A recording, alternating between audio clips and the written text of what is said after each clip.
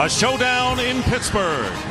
The Giants and the Steelers, both with 5-1 records leading their respective divisions, clash today. The NFL on Fox. 61 degrees as we start, but it is a windy afternoon in the Steel City. And welcome everyone to Pittsburgh. Dick Stockton along with Troy Aikman, and this game has all the ingredients going in. Recent Super Bowl champions, countless subplots, and two marquee quarterbacks coming from the same draft class in Eli Manning and Ben Roethlisberger. Troy. Yeah, two of the great young quarterbacks, and because they were both in the same draft class, the comparisons are going to be inevitable, and the comparisons occurred again this week, as you can imagine. But I don't think this game is so much about the quarterbacks as much as it is about these two defenses. When you look at the Steelers and the Giants defensively, both of these teams, the two best at getting after the quarterback and pressuring the quarterback. And although there are a lot of things that go into winning a football game, I think when we look back at this one, whichever team has protected their quarterback the best is going to be the team that wins. And speaking of those subplots, let's go down on the field and Pam Oliver. Pam. Well, Dick, both teams with wide receiver drama. Steelers coach Mike Tomlin did not hesitate to deactivate his number 2 receiver, Santonio Holmes. Police found marijuana in his car on Thursday, although he was not arrested. Now, as Jay Glazer reported in our pregame show, Plexico Burress will not start this game. Tom Coughlin made the move after Burress failed to show up for treatment on Saturday. Burress's side to me, he felt like he was no longer hurt. He practiced on Friday, so why go to treatment? As far as when he will get in this ball game today, Burress told me that coach told him, I'll let you know. Back to you. All right, Pam. And Tom Coughlin, who had a busy week in dealing with the Plexico Burress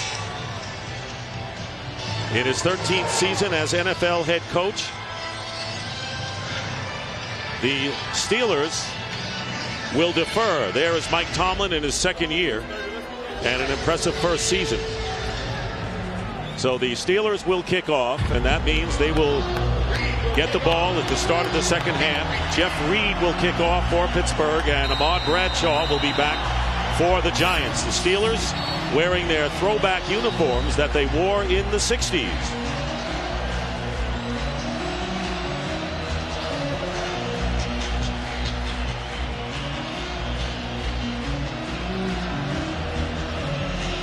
Steelers only lost to the Philadelphia Eagles on the road, and the Giants, their only defeat in Cleveland.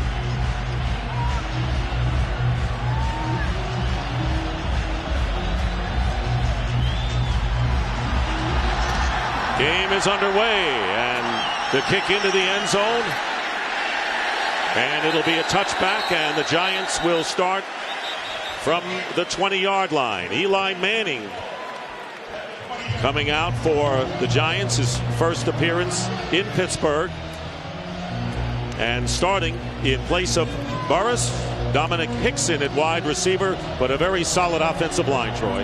Well, this offensive line is playing about as well as any offensive line in the National Football League. A group collectively that not too long ago wasn't regarded near as highly as what they are right now, but they've been exceptional for the last couple of years.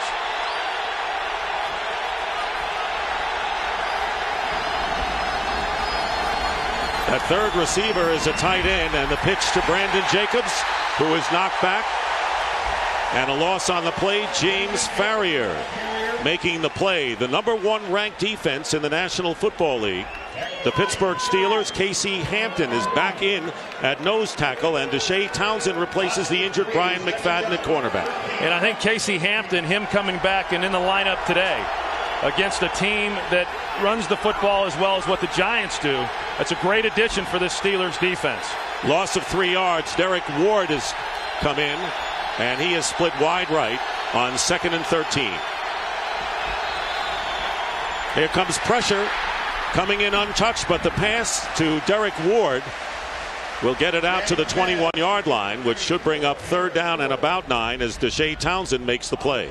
Yeah, we saw Larry Foote. He came in untouched on Eli Manning. And when you look at this Pittsburgh Steelers defense, they are an impressive group, particularly that front 7, and more specifically, the 4 linebackers. They bring pressure from a lot of different directions, and that's why they lead the NFL in sacks. Burress, the former Steeler, waits for his opportunity if it comes. 3rd and 9.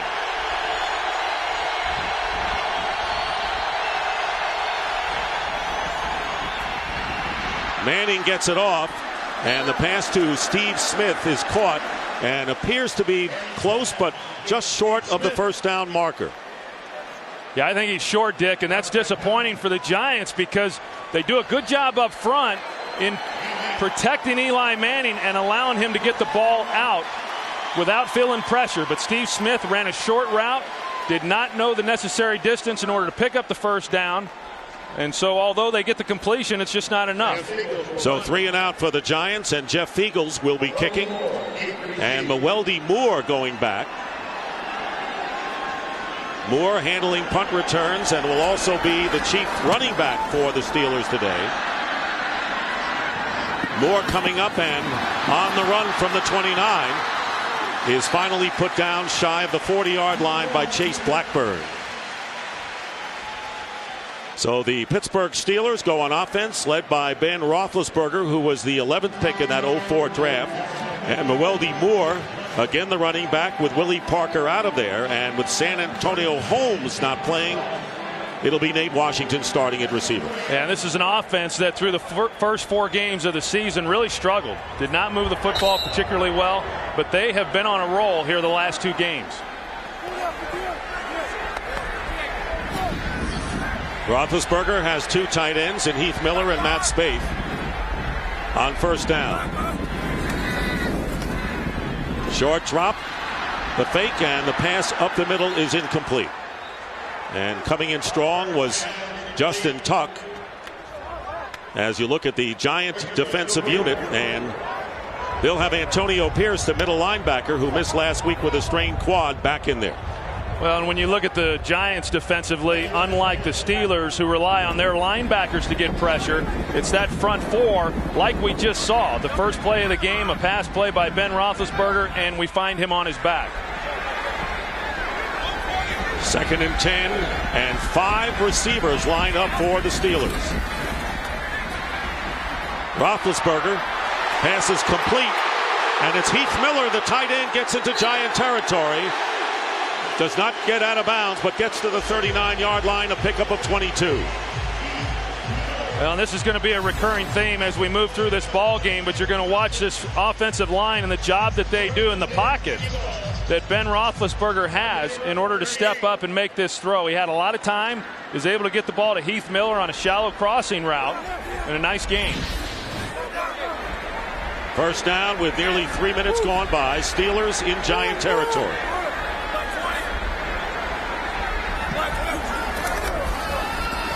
Mewelde Moore almost broke a tackle, but Moore picks up about 6 or 7 yards with Butler making the tackle. Moore with 3 touchdowns last week.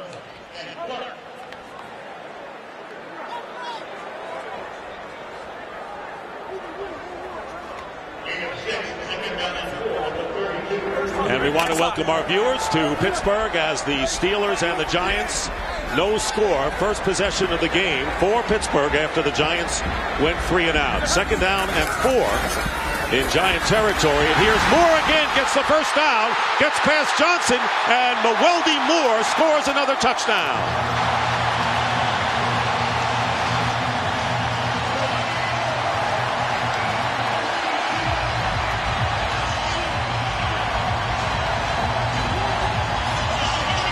And this same thing almost happened on the previous play as well. The Giants are stacked up in the line. You're going to see Mewelde Moore gets it, and once he's able to get past the linebacker level, there's just nobody there. The Giants crowding the line of scrimmage. If you make one guy miss, as he was able to, Kevin Dockery, the corner, coming in to make a play, not able to get there. Michael Johnson can't get him on the ground. Touchdown Steelers. 3 touchdowns last week in the win over Cincinnati. And an early score here for Moore. Jeff Reed with the extra point, and the Steelers on their first possession take a 7-0 lead over the Giants. Moore going 32 yards. Steelers go 60 yards in just 4 plays in less than a minute and a half, and the Steelers have outscored their opponents by 20 points in the first quarter this year.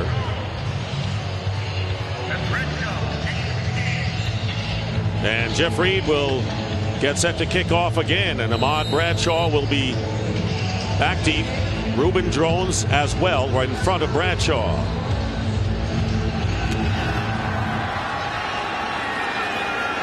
And Bradshaw will run it out from a yard in the end zone. Breaks a tackle. And a good return by Ahmad Bradshaw up to the 37-yard line as Mewelde Moore with the touchdown for the Steelers, hugging Willie Parker out for the 4th game. Plexico Burress on the sideline, and again, it'll be Tom Coughlin's decision as to whether he gets in the game or not. I think most of the decisions come down to Tom Coughlin, don't they? Yes, and Mike Tomlin on the other side. And they both had to make hard decisions on their receivers in this game. First down on the 35. Eli Manning has time, and the pass is caught by Dominic Hickson with a first down and swings his way into Steeler territory. You know, we go back to that touchdown. You're going to see a bunch set right here. Nate Washington and Hines Ward, the wide receivers, do a great job of blocking down, but the key block was Heath Miller on Justin Tuck. You're going to see it right there, but Kevin Dockery, the corner for New York, he's got to be able to close that as he did, but he's got to be able to make the tackle. And here's a little better look at the block that Heath Miller had on Justin Tuck. And that 32-yard run matches the longest run from scrimmage for the Steelers this year. First down on the Steeler 48. Brandon Jacobs. And the Steelers wary of the big running attack of Jacobs as he gets 5 for a game break. Let's check in with Kurt Menefee. Jets and Kansas City. Jets down, just about a minute left. One-handed catch by Lavernius Coles proves to be the game winner. Brett Favre threw 3 interceptions, but his second touchdown was enough, and the Jets take it 28-24. Back to Dick, Troy, and Pam. All right, Kurt, thank you very much. Chris Hoke has replaced Casey Hampton at nose tackle. Hoke had been the start of the last 3 games. Second down and 5. Play fake, pressure on Manning, but he completes it to the fullback. No, Madison Hitchcock cannot hold on, incomplete, and it'll be 3rd and 5. And we talk about these defensive linebackers. Lamar Woodley, a second-year player who comes into this game with 7.5 sacks, and he comes right up the middle and is able to get pressure on Eli Manning. And what happens is, a lot of times you'd like to see a linebacker get through without any blocker, but what happens a lot of the time is there is a blocker on him, but Pittsburgh is so good at winning the one-on-one matchups, as we saw there from Lamar Woodley. Steelers have had a history of outstanding linebacker tandems. Now it's 3rd down and 5. And again, pressure. Derek Ward, first down on the short pass, and will get inside the 30-yard line. So again, the pressure on Manning, and making the tackle Tyrone Carter. But you can see what the Giants are trying to do, and rightfully so. They don't want Eli Manning standing back in the pocket holding the football. They want to get it out as quickly as possible. Kevin Gilbride knows what this defense is all about. They're built on pressuring the quarterback, run the football. They're in a great position in having such a dominant running game and taking some of the pressure off of this passing game, as well as Eli Manning. 17-yard gain. And a first down on the 26. Jacobs, nothing there. Taking a look at the NFC East standings, and the Cowboys held on to defeat Tampa Bay. The Redskins got a little scare from the Lions earlier, Troy, and the Eagles won. So the Giants looking to keep pace and keep their lead in the NFC East. Well, keep pace within the NFC East, and then knowing that a big game within their division looms next week against the Dallas Cowboys in New York. Second down and 10. Manning has thrown only 1 incompletion. And here is Jacobs again up the middle, and he gets to the 21. Hampton, who has come back into the game, brings him down. A 6-yard pickup. You talked about this offensive line a little bit earlier, Dick, and the job that they have done this season, finally getting the attention that they so rightfully deserve. And if you think back, the fact that there has not been a Pro Bowl offensive lineman since 2001, and that was Ron Stone, is really surprising because this has been one of the best running offensive teams in the league for the past several years. Usually a Pro Bowl selection comes from that. I'd be surprised if we don't have at least one this year. David Deal back after back spasms. Had him questionable during the week. 3rd down and 4. And this pass is caught by Steve Smith. And the Giants get down to about the 10-yard line. Moving the ball with short passes. A 10-yard pickup. And it'll be 1st down again for the Giants. Now Steve Smith has become such a great ally to Eli Manning. He looks for him on 3rd downs. This is where a number of his catches come in when they go to the 3 wide sets. Coming into this game, Steve Smith leads the team in receptions. That tells you how valuable he has been in moving the chains. Has great quickness, is able to get separation. Not a lot of speed, but they use him in the slot position, and he does a nice job for him. They don't go for him for the big plays, but they get the clutch plays from him. For 1st and goal just inside the 10. Here is Jacobs, fumbles the ball. And let's see whether Kareem McKenzie pounced on it. And it appears that he did. The Giants have been pretty fortunate. Kareem McKenzie alertly finding the ball and able to go down and recover it. But this is a team that has not lost a fumble all season long. Not because they haven't put the ball on the ground. They've fumbled 6 times now, but they've been able to recover each one of them. And I know in talking with Tom Coughlin, as is the case with every ball game, you get down here inside the red zone, touchdowns in a game like this are big. But when you lay the ball on the ground, it puts yourself behind the chains. Well, they got away with one there, and it'll be 2nd down and goal. Back on the 13, and this pass trying to hold on to it, and it looked like Kevin Boss with one hand managed to do it as he gets it down to the 11-yard line. And it'll be 3rd down and goal. Yeah, that tight end position has been a little surprising to me with the New York Giants. Of course, they had Jeremy Shockey, who was a very productive player while he was here, but since he left, or since he got injured at the end of last season, they haven't gotten a lot of balls to the tight end. 3 times this season, the tight end has failed to have a reception, the tight end position. And they didn't have a reception last week either. 10th play of the drive coming up. 3rd and goal from the 12. Derek Ward in the backfield. And Manning gets time, goes to Ward, but he can't get out of the tackle by James Farrior, who makes the stop, bringing up 4th down, and the field goal team comes on for the Giants.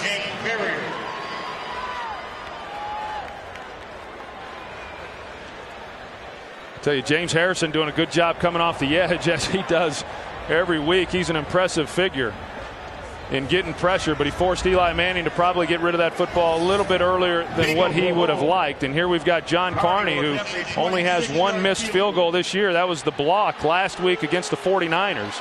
At 44, he's been solid. 26-yard field goal. And the Giants come back to score, and it's now 7-3 game with 4:39 to go in the first. So the Steelers hold on Farrier's tackle, and they lead by 4. Kevin Gilbride with Eli Manning. The Giants get 3 out of it on the 57-yard drive on Carney's field goal. And right now the Steelers will get it again. And we had some winds gusting early in the game, and as the afternoon goes on, they're expected to increase. And we may even have clouds come over, although no evidence yet, and possibly a shower in the forecast. John Carney will kick off. And the deep man for the Steelers is Najee Davenport, but it won't go to him. Kerry Davis on the return. And Davis will bring it out beyond the 30-yard line. So the Steelers will get the ball for the 2nd time. Weldy Moore getting the touchdown. And yes, more to come here in Pittsburgh when we come back. That's awesome. Very attractive. I love it. Steelers leading the Giants 7-3. 4:33 remaining in the first. Pittsburgh ball on the 31, and they line up with 3 tight ends. Miller, Matt Spaeth, and Sean McHugh. Only 1 receiver lined up, and a flag goes down, and they went to Hines Ward, but we'll have a false start penalty against Pittsburgh.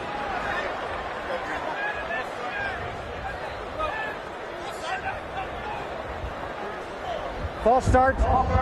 Number 86. Offense. 5-yard penalty. First down. Bill Carollo, our referee, now in his 20th season. Early game headliners, Drew Brees. 3 touchdowns in London as the Saints beat the Chargers. Brian Westbrook coming back in action, getting 2 touchdowns for the Eagles. Santana Moss as a receiver, a big day, and an 80-yard punt return for a touchdown as well. You just kind of thought going into that game that Drew Brees was going to play well against his former team.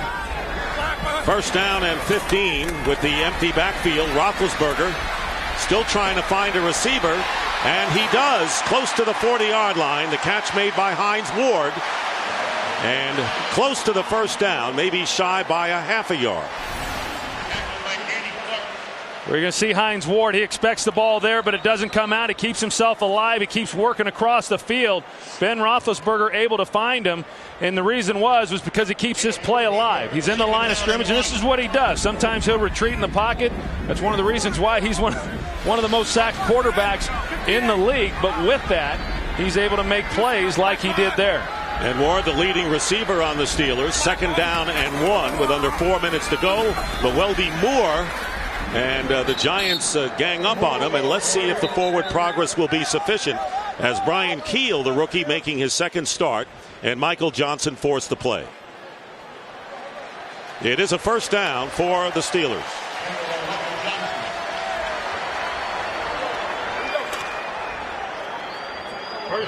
Talked a little bit earlier about the Steelers offense and the start that they got off to this year. Not playing particularly well, but then, you know, when you look at their numbers, you'd say, well, the offense just isn't very good in general, but that would be inaccurate. If you look at what they've done the last 2 games, averaging close to 400 yards a game over the last 2 weeks.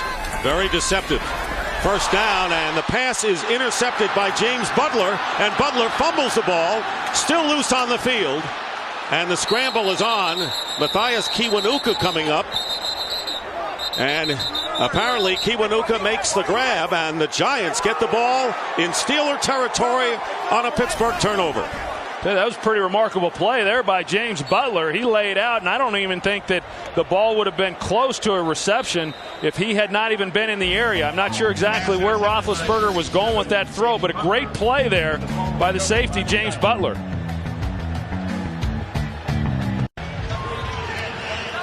Ben Roethlisberger throwing his 4th interception of the season, and the Giants with an opportunity. Butler with his first pick of the year, and a first down on the 42 of the Steelers. Eli Manning back in action at quarterback, has completed 7 of 8. And now 8 out of 9 as he gets it to Kevin Boss, the tight end, who was free at the far sideline, and he picks up 15. Go back and take a look at the interception that was made.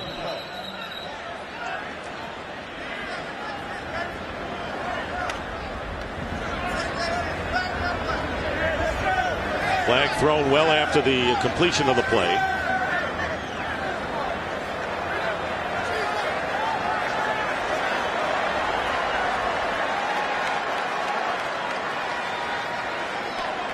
After the play was over, personal foul, late hit, 87 on the offense. We'll take 15 yards from the end of the run.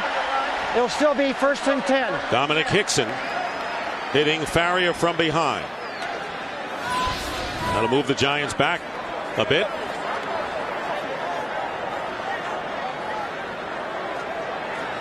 And they will get it back to the 42-yard line.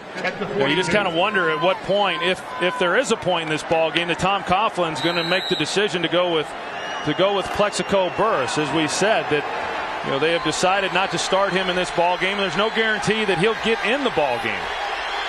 Santonio Holmes inactive for this game on the Steelers side. First down at the 42 following the penalty. And Manning's pass to Amani Toomer, his first catch of the game, is complete to the 33. Well, now we'll get back to the interception that Ben Roethlisberger had. And as you're going to see, Hines Ward is going to be the one running the route. But where this ball is released, the ball was going to be well behind him. It's a great athletic play there by James Butler. But even if he had not been there to make the interception, that ball was not going to be anywhere close. I don't know if it was a miscommunication with Ben Roethlisberger as well as Hines Ward, but just not very good execution. But a nice turnover by the Giants, a team that came into this game with last in the National Football League with turnovers, gets one there. And leading in rushing yardage, and on 2nd and 1, and trying to grab the ball away from Brandon Jacobs was Lamar Woodley, to no avail. And the Giants with a first down on the Steeler 26, a 7-yard pickup for Jacobs. And this is going to be a physical battle in terms of trying to run the football against this Pittsburgh defense. And, as good as Pittsburgh has been, I'm not real sure that they have faced an offense that is as good as what the New York Giants are, and as good as the Giants have been offensively. I know they haven't faced a defense as good as what they're seeing today in the Pittsburgh Steelers. I think both teams are stepping up in class in facing each other in this game. First down as we have under a minute and a half to go in the first quarter. And here is Brandon Jacobs getting some running room off the left side, still on his feet and driving within 1.5 yards of first down yardage. Ryan Clark, the free safety, missed him, and a 9-yard pickup, making it 2nd and 1. Well, you just know that Brandon Jacobs, this is the type of game that he likes. I mean, he loves contact. Ryan Clark comes in, he tries to make a play on him. Brandon Jacobs outweighs him by about 75 pounds. He outweighs some of these defensive linemen as well.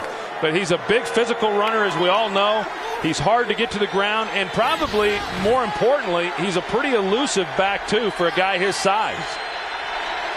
Half a minute remaining in the first quarter. And here's Derek Ward, the change of pace running back, and he's very close to another Giant first down. Ward, the ball carrier. Mike Tomlin, who said about his team that he's proud that they've overcome injuries to have the record they have, and they've shown the characteristics of being a great team. And he used that term, Troy, because of their road record, 3-1 so far. Well, I thought he made a great point just in stating that the great teams are the teams that are able to overcome injury, and not just this season, but in earlier years also. At the end of the season, when you look at the teams that have advanced and gone on to the playoffs and go on to win a world championship, those are the teams that were able to overcome some of the distractions, overcome the injuries that occurred inevitably with every football team. Pittsburgh's had their share here this early in the year, but they've been able to fill them with players that have stepped up and have done a great job. You can see that the Giants are short by that much, and that's something the Steelers couldn't do last year, which is why they faltered at the end. 12 seconds on the clock in the first quarter. It'll be 3rd down and inches. 3rd down. Almost even in the rush pass play calling here in the first quarter for the Giants. And I think that's the real key. I mean, as much as the Giants want to run the football, I think in a game like this, you've got to try to stay balanced. This is a defense that if you get too one-sided, they can certainly shut that down. Well, they got Brandon Jacobs back there. And it's a quarterback sneak, and it'll be sufficient for the first down as Eli Manning gets to the 15-yard line. That's the end of the first quarter. Steelers lead it 7-3. Start of the second quarter in Pittsburgh. The Steelers lead. The Giants threaten. And Eli Manning couldn't ask for more in the protection department. And because they've protected him as well as what they had there in that first quarter, Eli Manning off to a heck of a start right now in this ball game. And I think that the start of this game has been important to him. He's coming off maybe his least productive game offensively last week. He had the interceptions against Cleveland 2 weeks ago, but did not play well last week against the 49ers. Giants had the ball for 8.5 minutes more than the Steelers in the first quarter. First down from the 15. Breaking a tackle is Brandon Jacobs as he gets inside the 5 before Ryan Clark hauls him down. A pickup of 13. Well, the Steelers are able to get some pressure in the backfield. Brett Kiesel, he's going to come through, and he gets some pressure there, but you can't get Jacobs to the ground with just an arm tackle. And then on the back end of that, Ryan Clark. Ryan Clark's gotten run over a couple times now in this game. Now the Giants bring in Michael Matthews as a second tight end. 8th play of this drive. First and goal from the 2. Pressure up the middle on Manning, and his toss is tipped away by Troy Polamalu, playing after suffering the concussion last week. Good play by the Steelers' strong safety. Boy, it was a good play because of where he initially lined up. And he anticipated, you're going to see him here, but he anticipates pass. He works that way, sees Jacobs going, and is able to get underneath that throw. Eli Manning not able to see him, nor would he be expected to see him in that coverage. Fortunate that that was not an interception. Giants spread it out with 3 wide receivers, including Steve Smith to the bottom. 2nd and goal.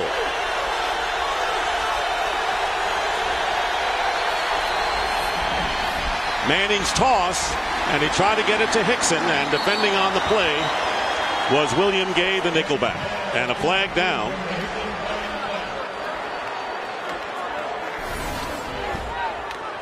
Looked like Eli Manning Offside. might have had a chance for Steve Smith. Number 56, lined up in the neutral zone, half the distance to the goal. Replay, 2nd down. Lamar Woodley, Steeler linebacker, lining up in the neutral zone. Well, this is such an aggressive defensive front, linebacking core. They came up in the gaps. They want to get pressure on Eli Manning. They're anticipating snap count. Eli doing a good job mixing up snap count. Sometimes that's hard on the road for an offensive line to hang in there. 4 down linemen for the Steelers. 2nd and goal, and Brandon Jacobs is stopped short.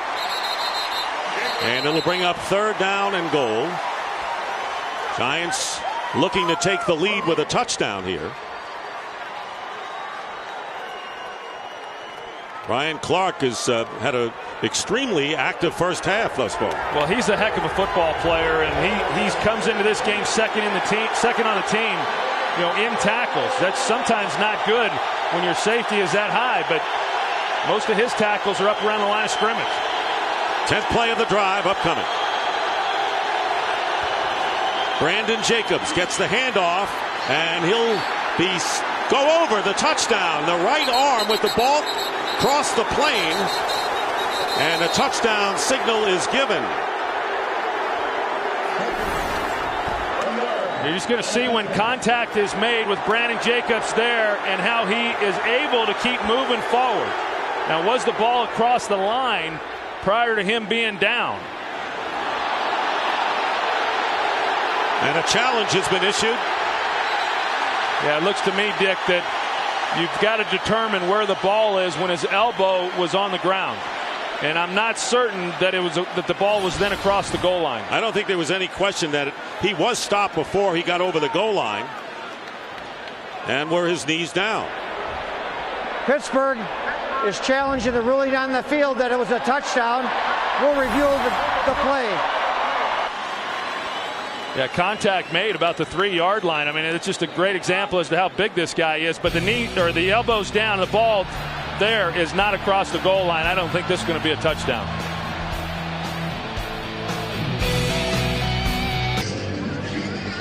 Steelers are challenging the ruling that Brandon Jacobs got in for the touchdown. Yeah, I just think that when he comes in and his elbow's on the ground now, that the ball has not crossed the goal line. But it was a great effort by Brandon Jacobs. I mean, where contact was made. After reviewing the play, it's been determined the runner elbow was down short of the goal line. We'll place the ball at the half-yard line. It'll be 4th down. Pittsburgh is not charged. Tom Coughlin asking Brandon Jacobs, did you get in? So it's 4th down. And Eli Manning has come in for the play. The Giants going for it, and a big play.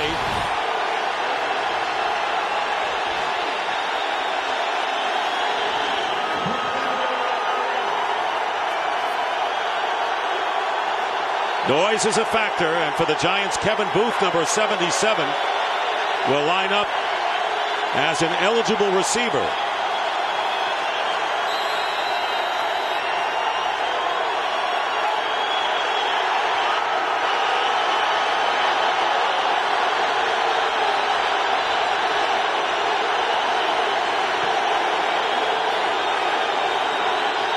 Jacobs. No signal. and the Steelers appear to have held. The Pittsburgh Steelers stop Brandon Jacobs from getting in and will take over on downs inside the 1. A stellar defensive play by Pittsburgh.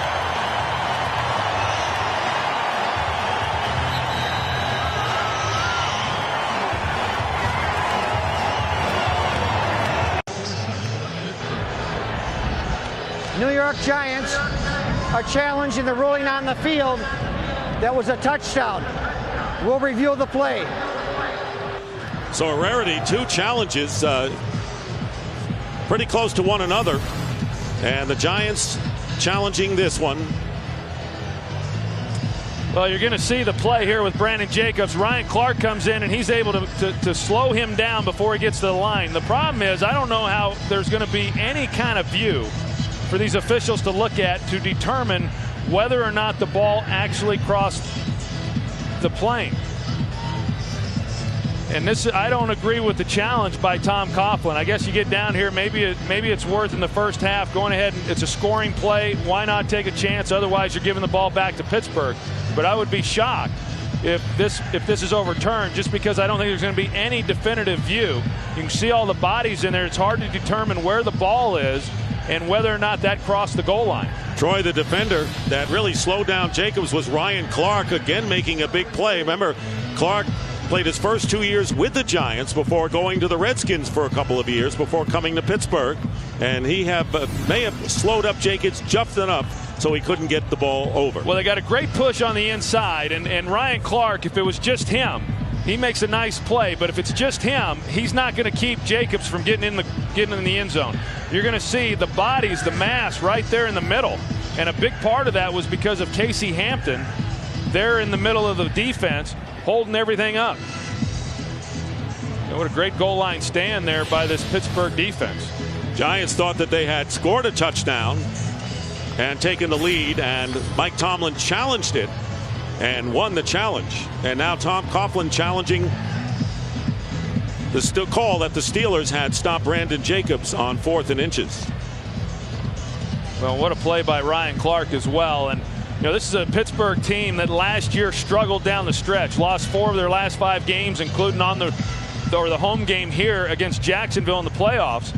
And part of that, quite frankly, was because of some of the injuries that they had, and Ryan Clark was one of those that was injured last year. And I know they're happy to have him back playing now. It was a great play that he had on that goal line stand, and he's been very active here in this first half. Missed 10 games, had the spleen removed. And I'll tell you what we've seen here inside the 5-yard line, Troy, is illustrates the kind of grueling, tenacious game that we're seeing with these teams. And here is Bill Carollo. After reviewing the play stands as called. Short of the goal line. The ball goes over on downs. Pittsburgh, first down.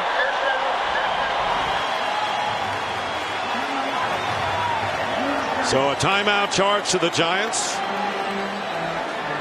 And Mike Tomlin's Steelers take over inside the 1 early here in the second quarter.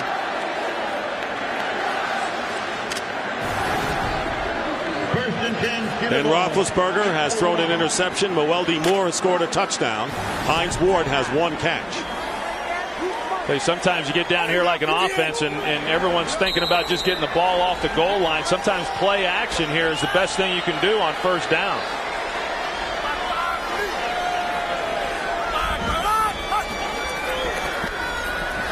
That's what Roethlisberger does, and he gets it out to Kerry Davis.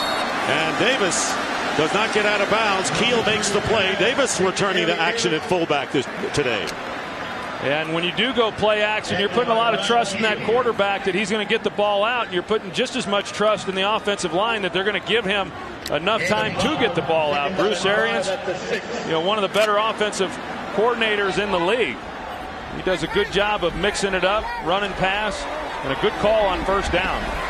2nd down and 6.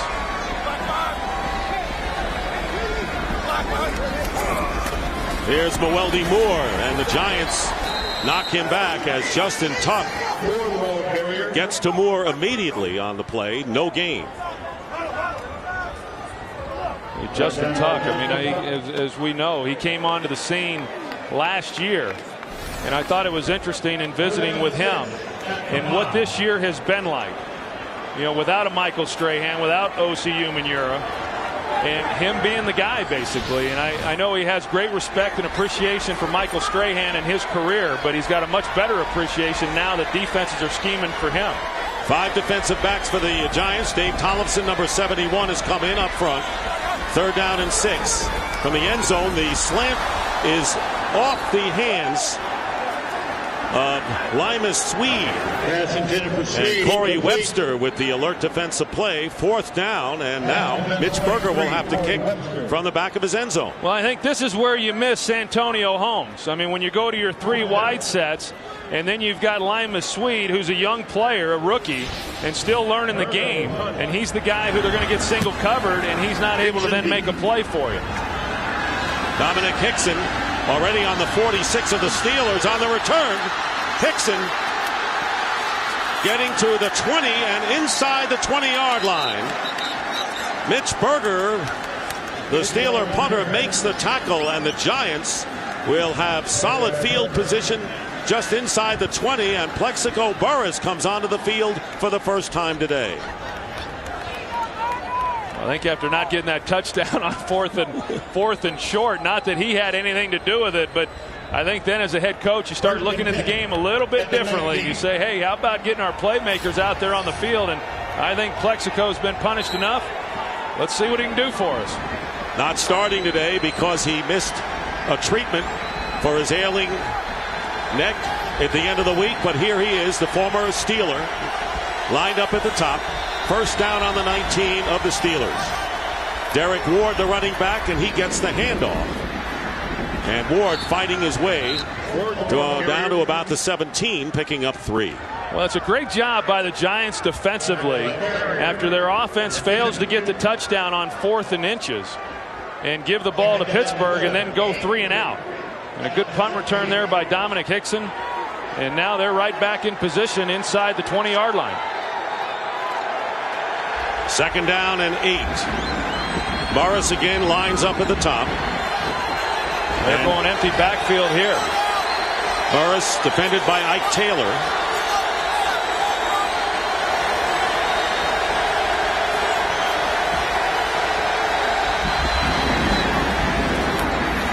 Good pickup on the blitz, and the pass off the hands of Steve Smith. And right now, let's check in with Kurt Menefee with the game break. Kurt. Well, both Steelers and Giant fans know all about Jacksonville and Cleveland. Cleveland taking a 14-7 lead on a 2-yard touchdown run by Jamal Lewis. That game right now in the 2nd quarter. Let's get it back to the Steel City with Dick, Troy, and Pam. All right, Kurt. Browns inflicted the only loss on the Giants. It'll be 3rd down and 8.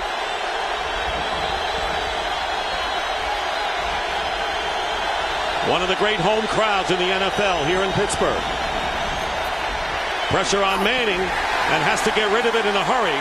Smith was the closest receiver, and good rush that time by James Harrison.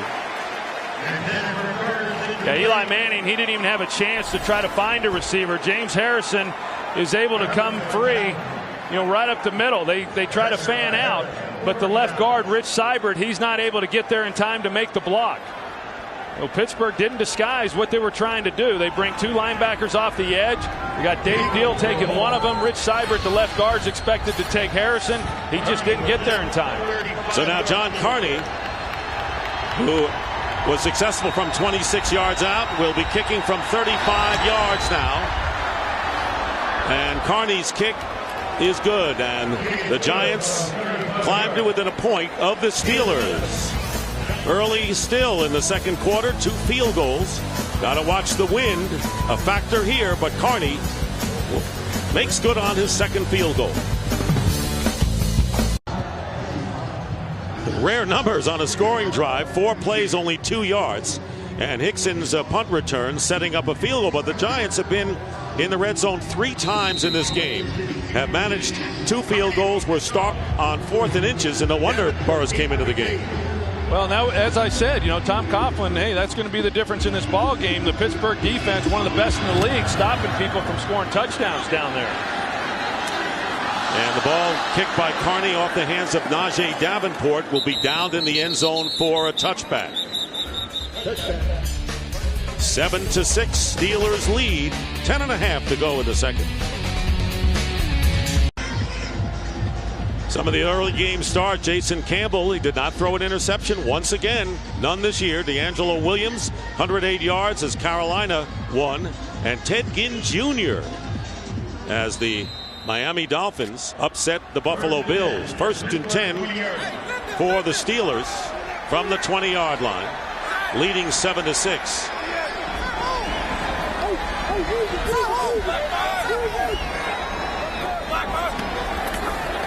Here's Mewelde Moore off the left side, and Moore, maybe no gain on the play. Well, I think the Steelers have already established, Troy, their reputation for being #1 in the league defensively. Yeah, I mean, they haven't let us down in that regard. And Tom Coughlin coming into the game, he understands exactly what it is that he's going up against. Points are important, but I think when you get down in there knowing that points are going to be hard to come by, going for it there with their running game and a big back like Brandon Jacobs, I think that was the right decision that he made. But the fact that they have not gotten touchdowns on the other possessions and have had to settle for field goals, that really has been the difference. At goal line stand, the big play of the game is Moore bursts forward and brings it out close to the 25. Brian Keel is there after a pickup of 5.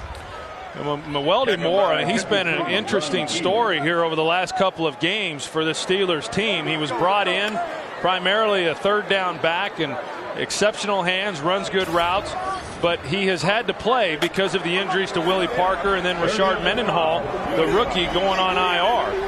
But Mewelde Moore, whether it's been here this year or even when he was with the Minnesota Vikings, it seems that whenever he's been given an opportunity, he's always made the most of it. He's been very productive with the limited opportunities that he's had. 3 big games in a row for Moore. And on 3rd and 5 out of the shotgun, here's the pass, and it's dropped by Moore.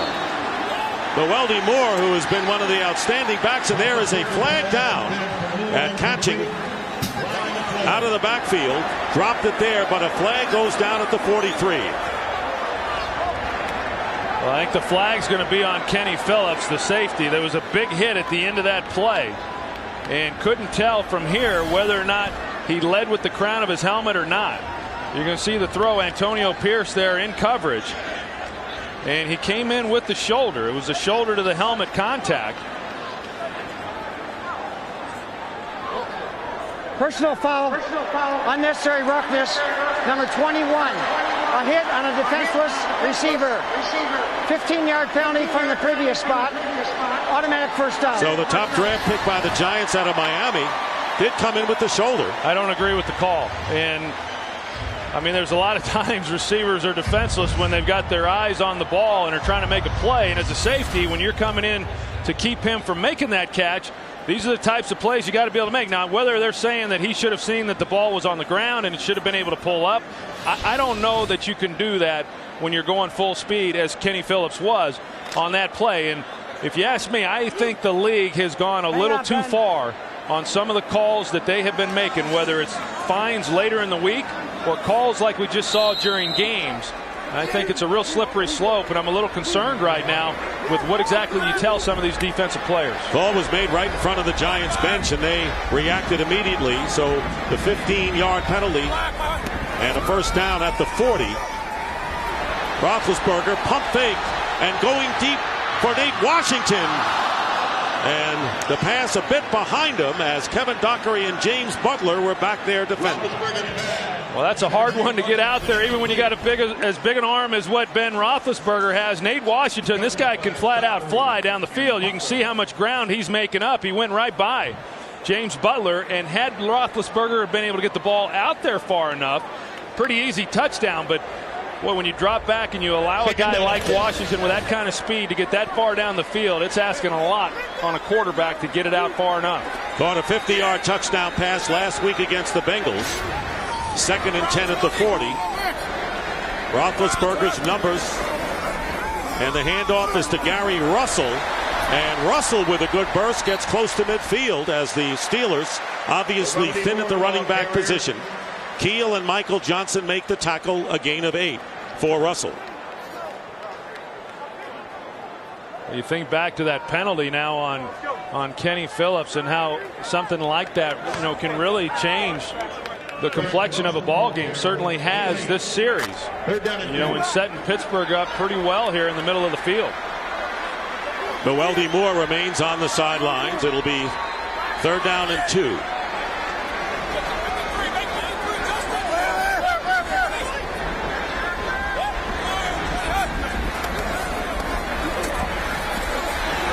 Roethlisberger fires, and the pass is lost, and it's picked off. Brian Keel comes up with it for the Giants, and Keel returns in his second start, and a flag is down on the far sideline at around the 45, and a Steeler is shaken up as well.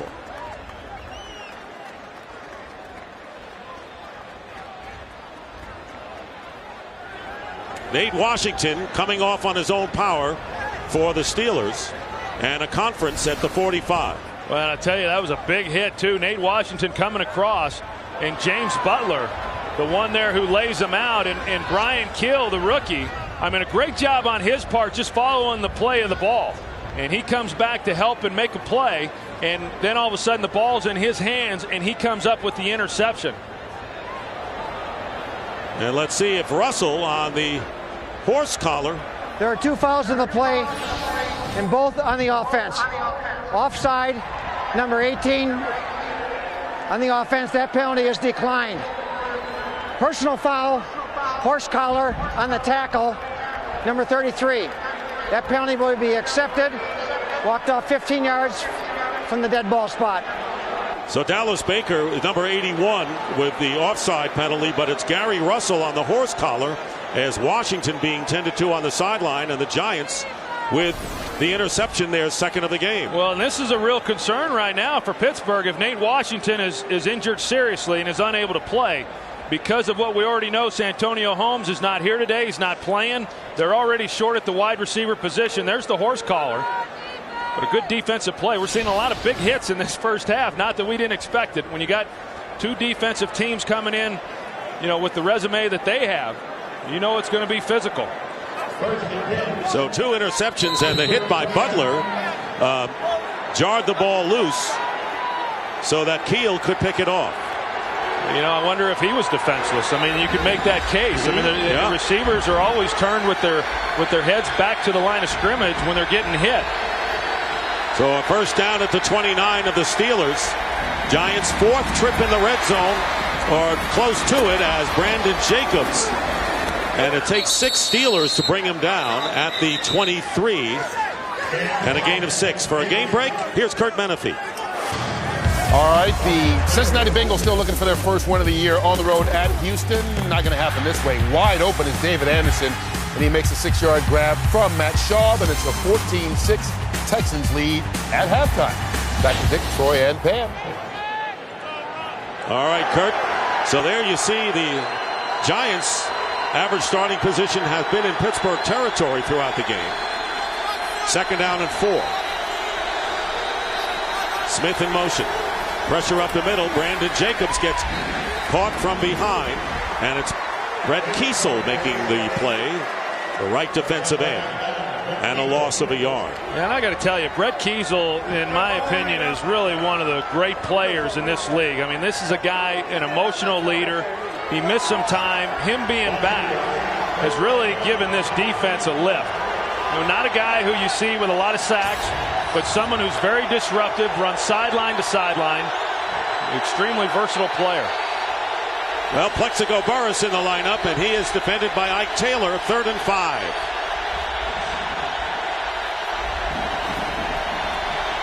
Manning's pass. It's caught by Derek Ward, and a first down as Ward gets hit and manages to hold on to the ball, gets to the 15. It'll be first down for the Giants. Well, they run everybody else deep. They give Derek Ward some room to work underneath the field. He lines up out here, as you're going to see, and he's going to run the crossing route. And they've been putting Polamalu on the running back when they have split out. He was on Madison Hedgecock a little bit earlier. but they run him on an easy drag route, clear the middle of the field, and then it's just a matter of whether or not Troy Polamalu can get there in time to make a play. And when he's as deep as he was, that's difficult to do. 25 of the 30 plays run by the Giants in Steeler territory. They're at the 15 here, and Brandon Jacobs again gets the call. And Jacobs picks up about a yard. James Farrior, who started his career with the Jets and a former #1 draft pick, and a 1-yard gain for Jacobs. And James Farrior just signed a new contract as well. I mean, a guy who's in his 12th year. You don't usually see teams that eager to give a guy in his 12th year an extended contract, but they know it's a risk. But they said with James Farrior, from what they have seen, they think it's a good risk for the Steelers to take. He's been a great leader and a great player for this organization.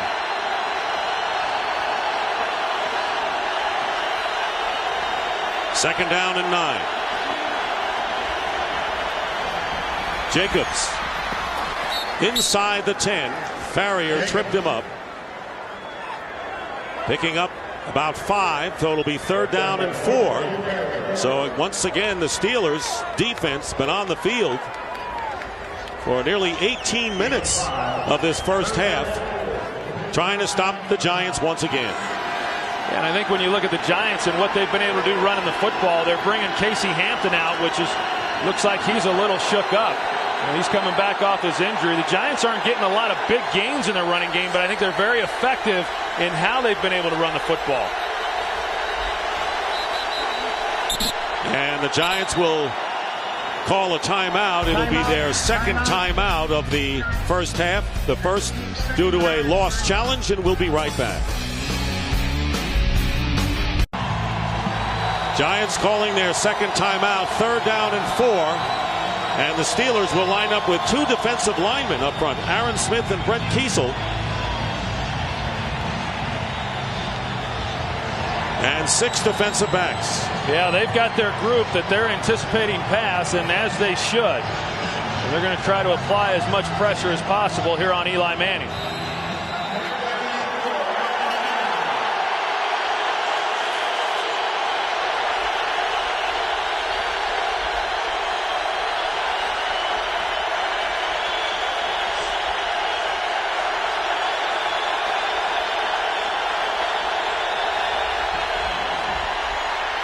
Manning's pass. Burris makes the catch. Short of the first down as Ike Taylor, who has been shadowing Burris since he came into the game, makes the stop. 4th down coming up, and the Giants will send the field goal team on. Well, the Steelers played coverage, so they're giving a little bit of help to these guys on the outside with some safety over the top, and the ball coming underneath, and it allowed Ike Taylor to just drive on Burris and not allow him to get anything going upfield after he made the catch. So John Carney looking to put the Giants in front for the first time with his 3rd field goal of the game. This from 25 yards out. And Carney is successful. He's 3 for 3 today. And the Giants have taken the 9-7 lead over the Steelers with 3:31 remaining in the second. Well, tonight, exclusively on Fox, Game 4 of the 2008 World Series.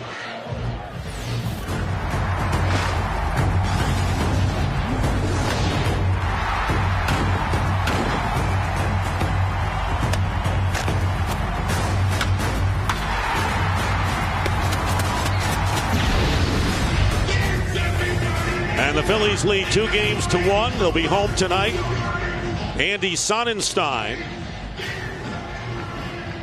Impressive young right-hander Joe Blanton. Sonnenstein is 2-0 in 2 playoff appearances. And Joe Blanton, who was acquired from the Oakland A's in July and was 4-0 down the stretch, has won his only decision in postseason. So it's the Phillies and the Rays, Game 4 tonight on Fox. Joe Buck and Tim McCarver will be in Philadelphia for that game. That was a great game last night that they had, and just because of the weather delay, I know I didn't get to see the end of it, but for those that didn't, boy, what a great ending that one had. 1-run win for the Phillies. There's Ben Roethlisberger getting set to go back to work. Giants leading, and Najee Davenport standing on the goal line for the Steelers. Davenport from the 2. And he doesn't get beyond the 22 as Ruben Drones brings him down. Defensive game thus far, both sides. Well, the whole key is really trying to get pressure on Ben Roethlisberger. They've been able to do that, but they've been aggressive on the back end. As you see there, James Butler making the big hit, Brian Kill there to make a play. And when you get into big games like this, and even though this is an interconference game, it's a big game for both teams. You know, teams tend to pick it up a little bit. You see the physicality in this first half and the way that both of these clubs have really gotten after it. 2 interceptions by the Giants and a goal line stand by the Steelers. First down at the 23 for Pittsburgh. Roethlisberger nowhere to go, and the pocket just collapsed as we send it down to Pam Oliver on the Giant defense. Yeah, Dick, it was the Giants' defensive goal to match the Steelers' defense tit for tat. We're talking pride. Steve Spagnuolo said it's key for us to be just as physical and just as intense when we're defending as the Steelers are when they're defending. Justin Tuck has made it a point to pep up the offense, though, when they change sides after they've had to settle for field goals. All right, Pam, and that is the 6th sack of the year for Justin Tuck. Second down and 16.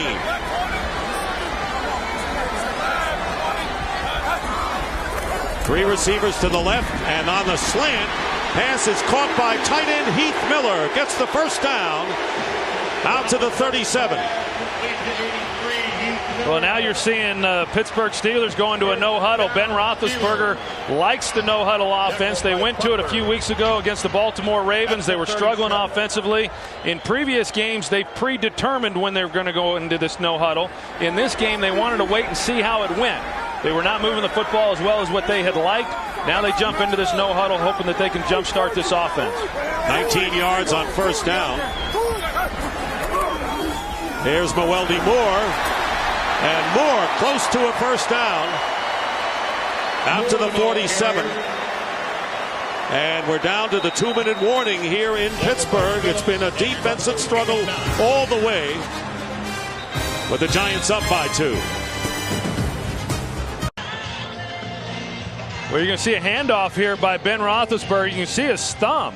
And I don't know if maybe he had hurt this on the previous play or what exactly happened, but as soon as he makes the handoff there to Mewelde Moore, he immediately runs over to the sidelines, and that's when they began to tape up his thumb. Now, it's on his left hand, and so it should not affect him in terms of taking snaps, and certainly won't affect him throwing the football. Second down and 1 on the 46. Give this to Mewelde Moore, and Moore with an impressive run up the middle gets inside the Giant 45-yard line, picking up 10 yards. And by the way, Nate Washington, who was shaken up earlier on the last series, is back in the lineup as the Steelers call their first timeout. Coming up on the Visa halftime report, Kurt, Terry, Howie, Michael, and Jimmy will have scores and highlights from around the league, and the Fox Sports ticker will keep you updated with up-to-the-second stats. So Mewelde Moore, in 8 carries, has 63 yards, including a 32-yard touchdown run, averaging nearly 8 yards a clip. Well, and I tell you, Mewelde Moore, he's having some fun here over the last 2.5 ball games. I mean, for an offense that had not been running the football very well. I mean, they even when Willie Parker was playing, and they had not run the ball well, but the last 2 weeks they've run it exceptionally well. And a big part of that was because of Mewelde Moore. Now, when Willie Parker's healthy and back, and that'll probably be next week, he will be the starter. Lima Swede, number 14, lines up to the right, to the bottom of your picture on first down. Roethlisberger, and the pass is caught by Hines Ward, who is hit about 4 yards or so shy of the first down by Kevin Dockery, the nickelback. And you see the way that Pittsburgh's running this no-huddle. They don't have to yell all the way out to the wide receivers. The wide receivers come by and they get the play. And now we've got another injury with the Giants.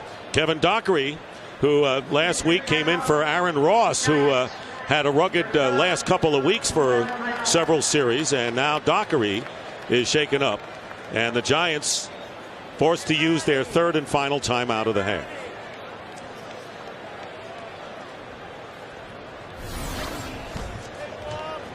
Well, you're going to see Kevin Dockery come in here. He's 35. And what exactly happens at the end of that play? He comes in and I don't know if he got rolled up on or he didn't even have to get involved in the play. And the play was pretty much over, but he came in anyway. I'm not sure exactly, what it was. But if he's unable to go as well, I mean, this is a group in the secondary. Sam Madison is inactive today, as is R.W. McQuarters. So if Kevin Dockery cannot go, then they've got one other defensive back in Terrell Thomas, who's a rookie. So they work on Kevin Dockery, and while we have a moment, let's go out to Los Angeles. Kurt Menefee in a game break. Mike Singletary making his debut as the interim coach for the San Francisco 49ers, seeing similar results as Mike Nolan so far. This on 4th down with 40 seconds to go in the first half. J.T. O'Sullivan picked off by Josh Wilson, who takes it all the way back. It is Seattle trying to get their second win of the season, up 20-3, heading towards halftime at Candlestick. Back to Dick, Troy, and Pam. Rough year for Seattle, but the Seahawks off to the good start. Let's take a look at next week's doubleheader lineup. The Packers and the Titans.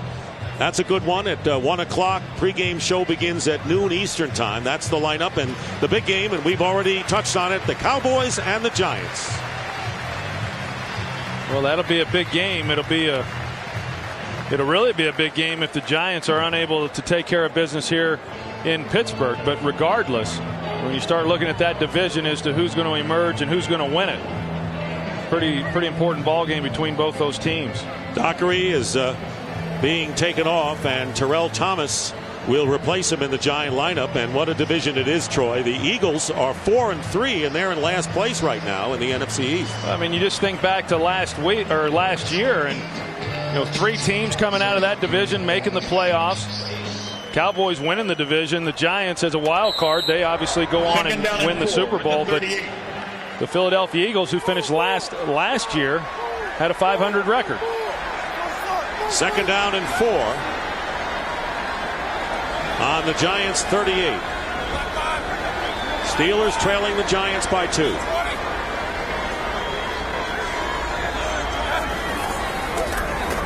Quick pressure, and the pass to Mueldy Moore, and brought down immediately by Kenny Phillips.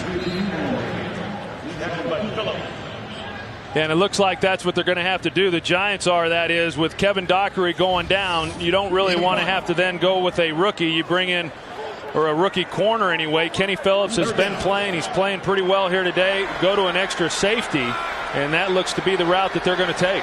3rd down and 3 from the 36. Again, pressure, and down he goes. Matthias Kiwanuka comes in untouched, and there's no question that the Giants have put more pressure on Roethlisberger than the Steelers have had on Manning, in a loss of 9. Well, Matthias Kiwanuka, he's able to come off the edge and just nobody accounts for him. Ben's thinking that that's going to be picked up, and then once he turns to work to his left, Matthias Kiwanuka is right in his lap. And so rather than being faced with the decision of potentially going for it on 4th down, because of the down and distance now, they're going to have to punt. Report on Kevin Dockery is that he's being taken for x-rays on his back, but the Giants defense knocks the Steelers out of any possible field goal try as Berger is kicking. Hickson with the fair catch, and the ball takes a hop and stays in the field of play, and the Steelers will down it at the 1. Patrick Bailey and Berger limping off right now, and a great punt by him, and Bailey just added to the roster, downs the ball. You see, he grabs the hamstring there on his left leg, and that's how he got his opportunity to be the punter here in Pittsburgh to begin with, because of the injury to their starter at that position. And that, depending on how serious that is, I mean, that could impact this as well. I mean, when you're talking about a punter who's not able to punt as well as what you would like in a game like this between 2 evenly matched teams, field position is key. 13-year veteran and trying to walk it off, but that's painful for Mitch Berger. And so the Giants, with 7 seconds remaining, Eli Manning takes a knee, and that will do it. So 3 field goals by John Carney enough to give the Giants the 2-point lead, and the only touchdown was on the first possession of the game by the Steelers. Mewelde Moore goes outside and runs 32 yards for the score. A tight, taut defensive battle here in Pittsburgh, with the Giants leading the Steelers 9-7 at the half. Stay tuned. The NFL on Fox will continue after a word from your local Fox station.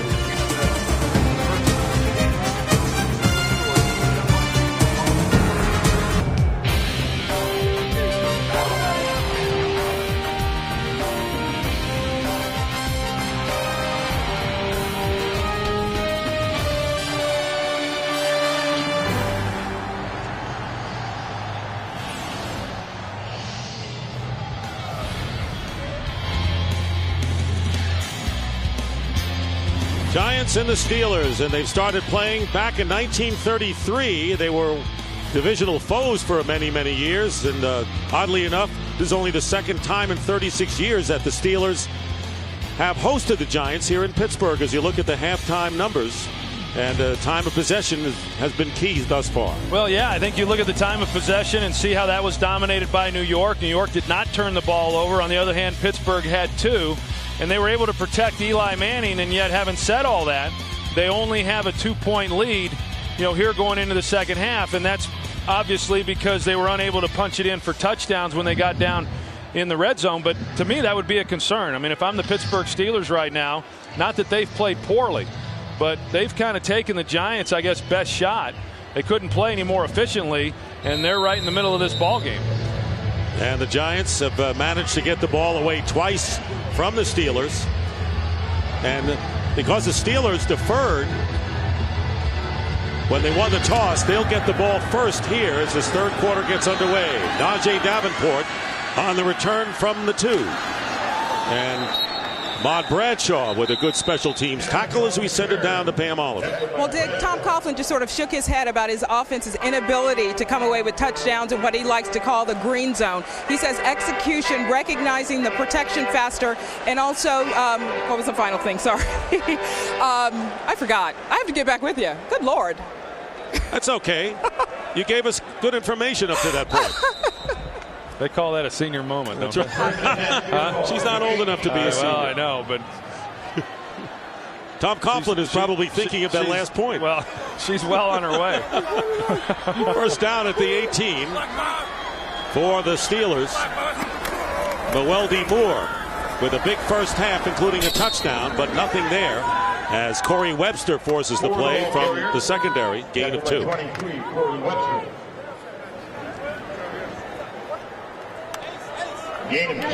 Giants, by the way, had won 11 straight games on the road. They do not mind playing away from Giant Stadium before the Browns sent them to defeat a couple of weeks ago. So they know how to win away from home. Second down and 8.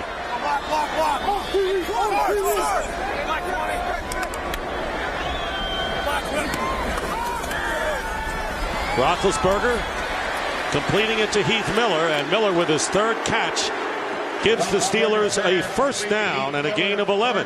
Pam, your turn again. Okay, let me try it again here, Dick. Tom Coughlin, as he walked off the field, shook his head, as I mentioned, about the offense and its inability to come away with touchdowns. He also says that execution, recognizing the pressure, and getting the plays in faster. That's where I got stuck. Getting the plays in faster is what's key for its offense. Mike Tomlin, meanwhile, he said the first half unfolded the way we expected. No turnovers will help our offense tremendously. All right, Pam. Thank you. You got it done. First down.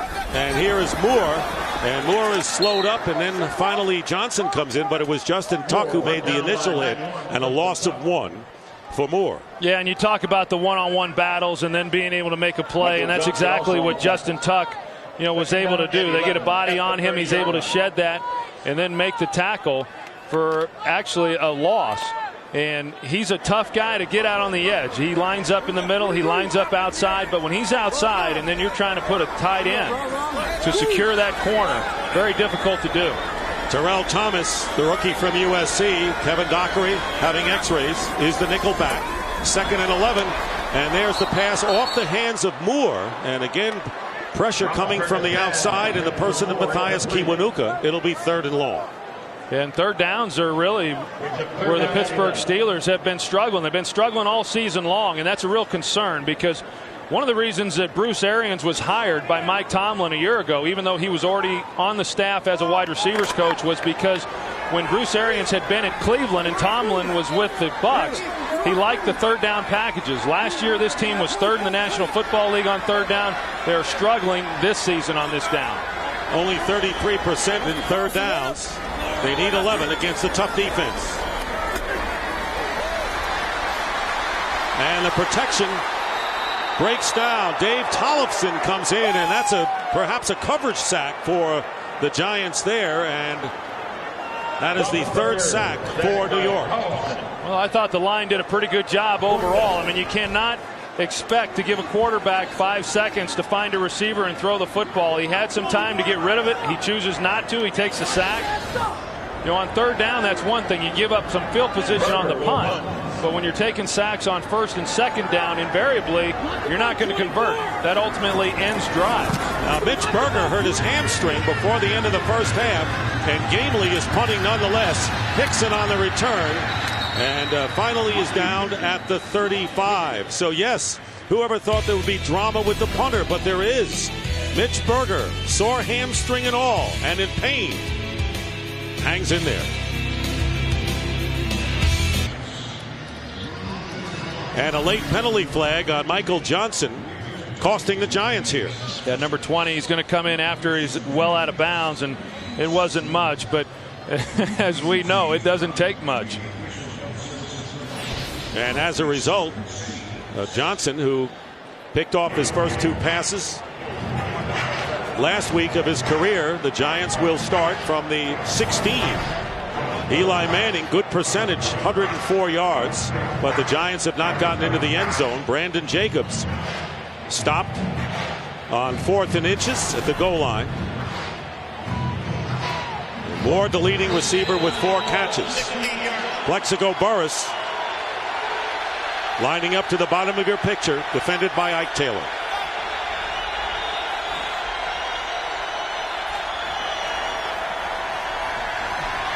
Manning going to Hitchcock, the fullback, who cannot hold on.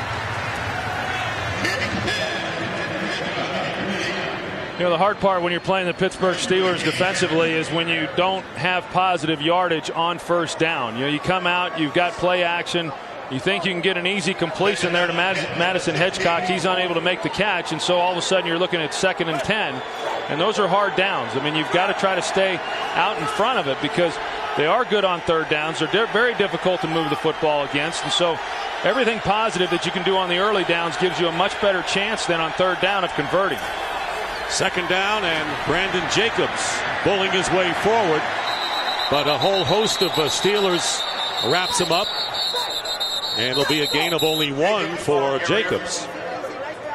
I think the best thing that the Giants have done so far is that they've remained balanced. They're not running the ball particularly well. They've been effective in terms of just trying to stay balanced, continue to stick with it, hoping that something will break as this game moves along. But at least it's kept Pittsburgh off balance in terms of being able to just pin back and come after Eli Manning. Now, 3rd and long, this is where the Pittsburgh Steelers like to bring pressure. Giants have rushed up for only 41 yards. Steelers giving up 70 a game, 2nd in the league. By the passing situation here on 3rd and 9, but they hand off to Derek Ward. Ward breaks free, gets the first down, and a great play call by the Giants. A flag is down back inside the 20. And this may be called back. Holding, number 89, offense, 10-yard penalty. Replay 3rd down. And Kevin Boss holding penalty nullifies a 15-yard gain by Ward. Yeah, and it was good execution, too. You're going to take a look at Kevin Boss. It looks like he's right here as to whether or not holding took place. He could have let go there. Pretty good acting by Lamar Woodley. But that's where the call came in. And I don't think Lamar Woodley would have been a factor in being able to make that tackle.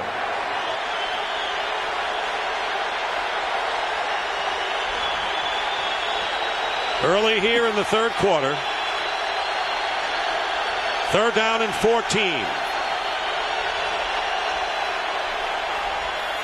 Manning on the swing pass to Derek Ward, and Ward is wrapped up as he crosses the 21 by Aaron Smith, and that will bring up 4th down, and the Steelers could be looking at good field position after the kick.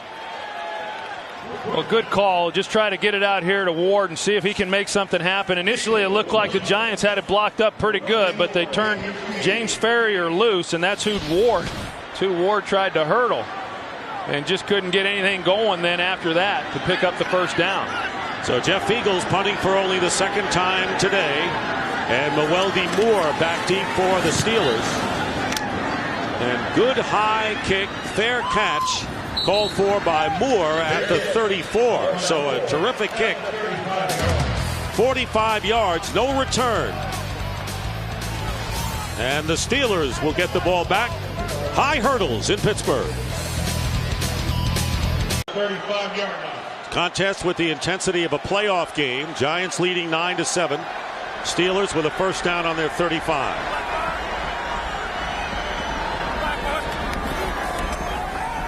Play action. And going deep. Nate Washington with the catch. And Butler backed up and in the end zone.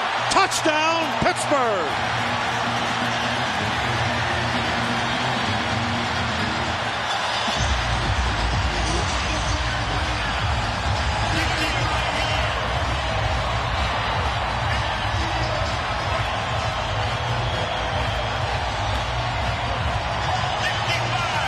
Nate Washington has had a big touchdown reception in each of the last 2 games. Now you got to hold the ball when you're going to get a guy this far down the field. Just poor coverage there by James Butler.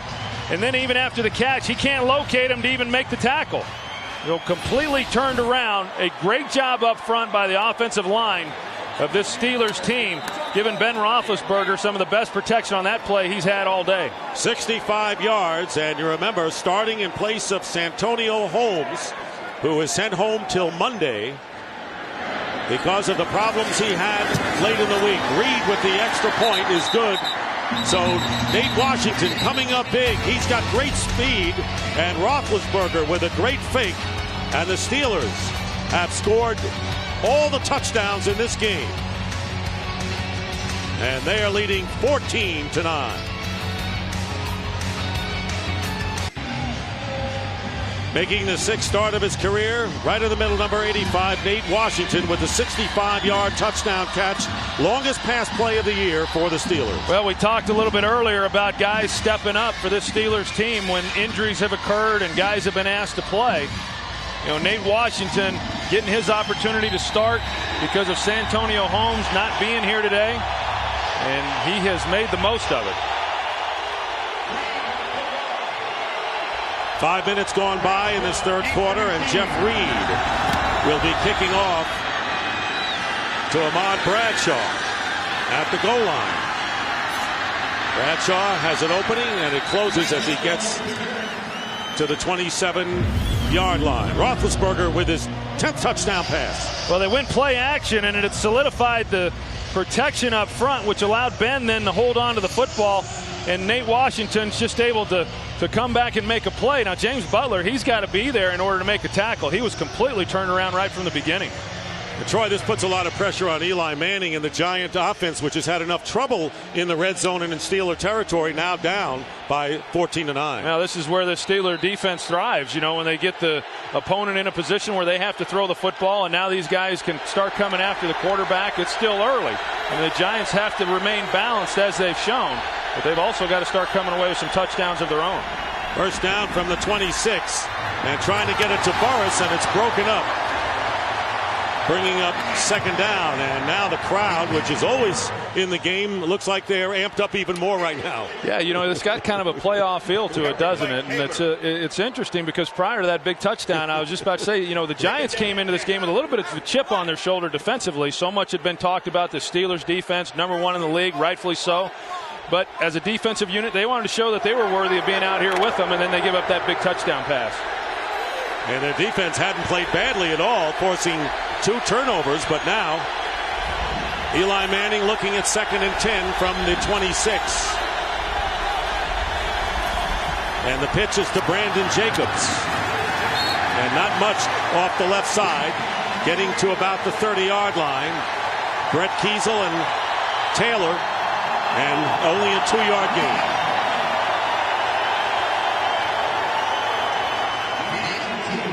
You just look across the board on this Steelers team, and really the front seven. I mean, that's the group that dictates everything that happens with this unit, and the reason that they've been so good. And last year this team was #1 defensively in the National Football League. This year they're #1, but they are head and shoulders better in virtually every defensive category. Manning with time on 3rd down and 8. And Steve Smith trying to make the catch against Deshae Townsend, and cannot do it in 4th down coming up, and the Steelers hold. And these are some of the things that Pittsburgh likes to do on 3rd downs to try to confuse the quarterback. You're going to see Polamalu. He's right here in the middle, and then take a look at where he goes after the snap. He's going all the way to deep middle to help double the outside receiver. You got to have great speed in order to pull that off. And Dick LeBeau, the defensive coordinator, very creative in what he devises defensively. Eagles with the kick, and Moore, fair catch at the 22.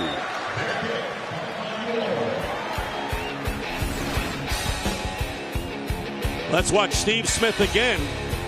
And there is the grab by Townsend, unseen by the officials. A reminder, coming up next on Fox, the OT presented by Lowe's, and then Game 4 of the World Series as the Rays, trailing 2-1, try to even it at 8 o'clock Eastern, 5 Pacific. Remember, Kevin Dockery with the back injury, not returning to the game, and an undermanned secondary for the Giants as Mewelde Moore brings it out to the 26-yard line for a gain of 3. Danny Clark making the tackle.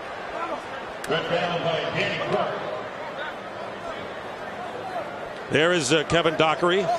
So the nickel back out of the game. Ronnie Barnes, the veteran trainer of the Giants. 2nd down and 7. And they go with Terrell Thomas, the rookie, who's in there now for Kevin Dockery. He's up here.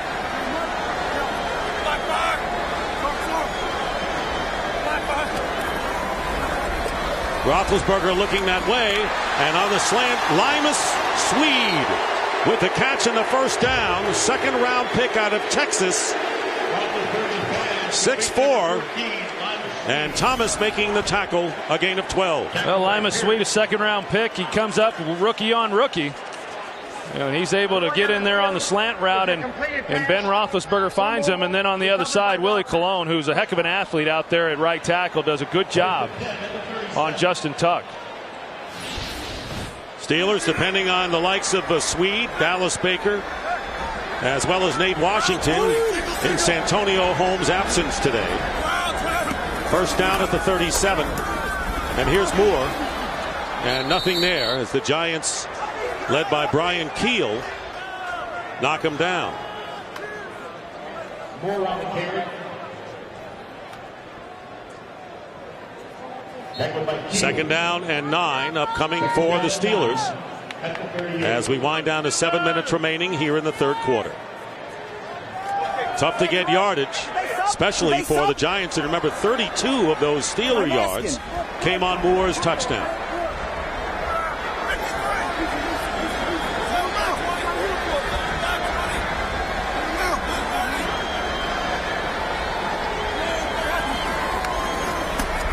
Up the middle, good pickup, and the pass caught by Hines Ward, and he'll have a 1st down close to midfield. Good pickup on the blitz for the Steelers. Yeah, knowing that Ben Roethlisberger has been under some pressure and he's gone down 3 times in this ball game, try to get the ball out quick. That's what they did on the previous throw to Limas Swede. Now you got Hines Ward, and that's where the defender Aaron Ross, you don't want to let that guy to the inside, but he was able to get inside. And Hines Ward, very crafty. In fact, Bruce Arians, in talking with him the other day, he said he's the smartest football player that he's ever coached, with the exception of Peyton Manning. That's high compliment for Hines Ward. And a 1st down, and Mewelde Moore. And we saw Moore pass blocking the last play and now rushing forward to get 5 yards. Well, I just think Mwelde Moore was a great find, for this Pittsburgh team. I mean, for a guy who was brought in and, not real sure exactly how he'd be used other than on third down, but they never envisioned that he would be used as much as what he has here over the last 3 weeks as the featured running back. But because of injuries, for an organization to have someone like him that they could turn to, a guy knowing that, hey, we like to run the football, and they haven't lost a step. 2nd and 5, and then again they go to Moore trying to drive for the first down and getting close. Danny Clark and Corey Webster there, and on top of all that, Mwelde Moore has 2 degrees, one in finance, the other in accounting from Tulane. Well, he's too smart to play this game, man. Is that what you're saying? Or he knows how to negotiate a contract, one or the other. And Justin Tuck still on his back. Yeah, all he wants to do is get up. Yeah. Danny Clark over the top of him. And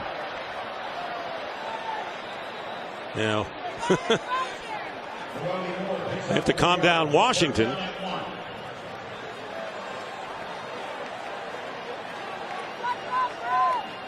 So you talk about a guy who's excited about the opportunity that he's been given. That's Nate Washington. I mean, he's got a tremendous amount of ability, and we have seen it. We've seen it here tonight. We've seen it in previous games. It's just been a matter of getting him focused, and he has been focused this year when given the chance to go out and do his job. Right now, going to the sideline to calm down. Hand off to Mwelde Moore. First down, and Moore getting to the 35. James Butler holding on. A busy day for Moore, who has carried the ball 15 times for 83 yards, and a flag is down. And the Steelers illegal backing formation up on the offense. 6 men on the line of scrimmage. Number 86 is in the backfield. Replay 3rd down.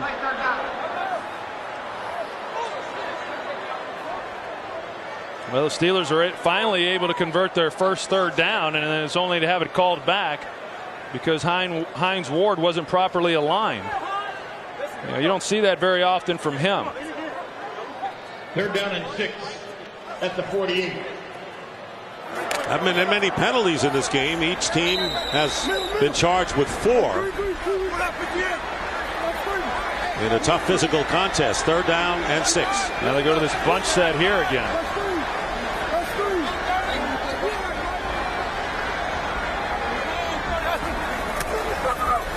And the slant caught by Lima Swede. Gets hit a couple of times, holds onto the ball, and a first down, and 2 flags fly from afar. And Roethlisberger complaining. And let's see if the Steelers are hit with the call again.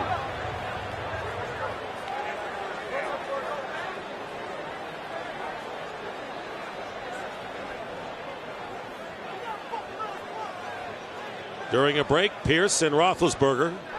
Personal foul, unnecessary roughness. After the play was over, number 68. 15-yard penalty from the dead ball spot.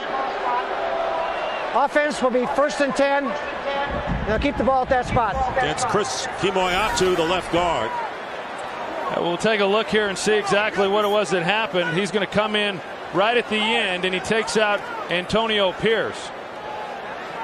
And those are just not very smart plays. I mean, the emotions get the better of you when you're in there, and there's a lot of things that happen in the trenches that we're unaware of. Gotta be good, guys. Kimoyatu, a big man. We'll get them too. He thought he would retaliate, but they still get the first down. They just lose yardage. And they had the first down, though, inside the Giant 40 before 2 penalties against the Steelers. Now they're at the 47 in their own territory. Roethlisberger stepping up in motion, and a flag is down, and the pass is caught by Nate Washington for the touchdown, but a flag back down around the line of scrimmage, and this one may be called back.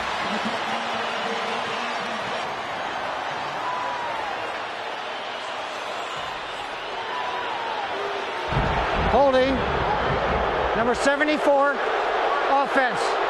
10-yard penalty. Replay 1st down. To right tackle Willie Colon. Yeah, and you're going to see a twist with Justin Tuck. A DE twist. He's going to come around the end. He's coming this way. And Willie Colon is the guy who grabs a hold of him as soon as he got by him. You know, if he doesn't grab him, then Ben Roethlisberger doesn't even get this ball off. But great quickness. You see the strength and the power there by Justin Tuck fighting through that. But a good call. And the 53-yard touchdown pass nullified.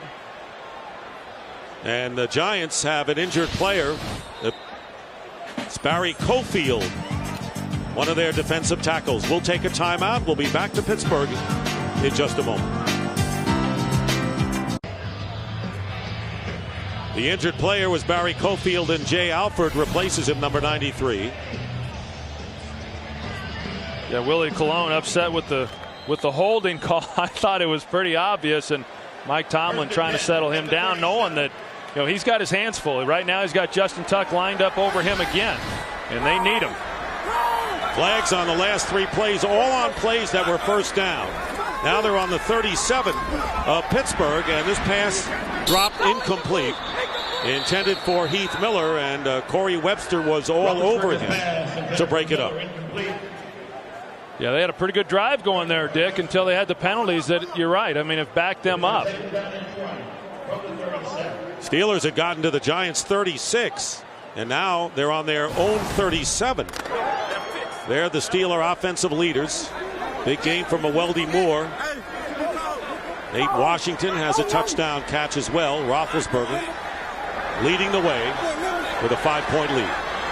There's some confusion there on the Giants sideline as to who should be in the game. High snap on 2nd and 20, and Roethlisberger will duck down and be stopped at the 40 by Terrell Thomas. Kiwanuka also involved in the play. The Giants, they were a little confused as to what the personnel grouping was that was supposed to be on the field. Brian Keel and Corey Webster running towards the sideline. And then Brian Keel came back in, but was not in a position where he should have been prior to the snap. You're going to see there's Brian Keel at the top.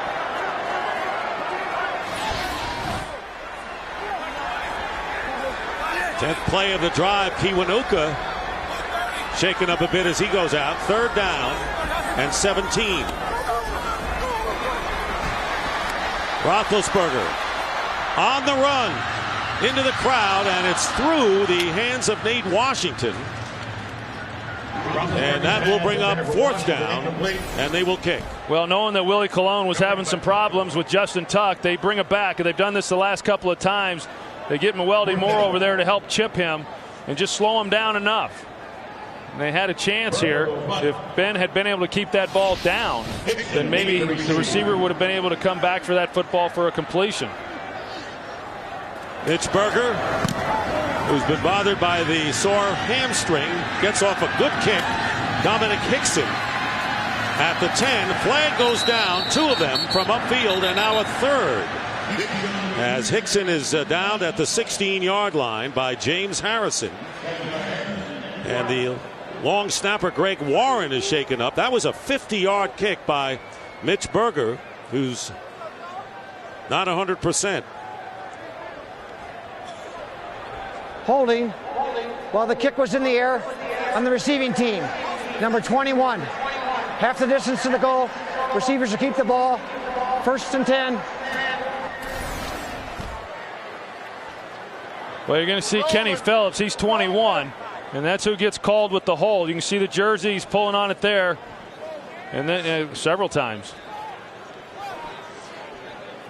Well, the Giants and the Cowboys coming up next week in the second half of our doubleheader from Giants Stadium.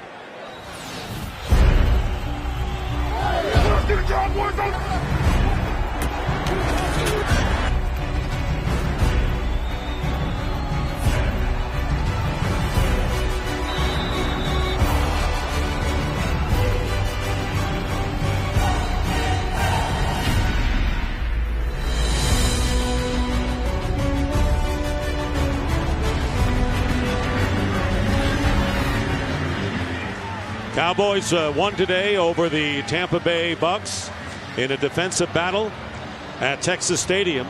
In fact, The other 3 NFC East teams were victorious, as the Redskins and the Eagles won as well.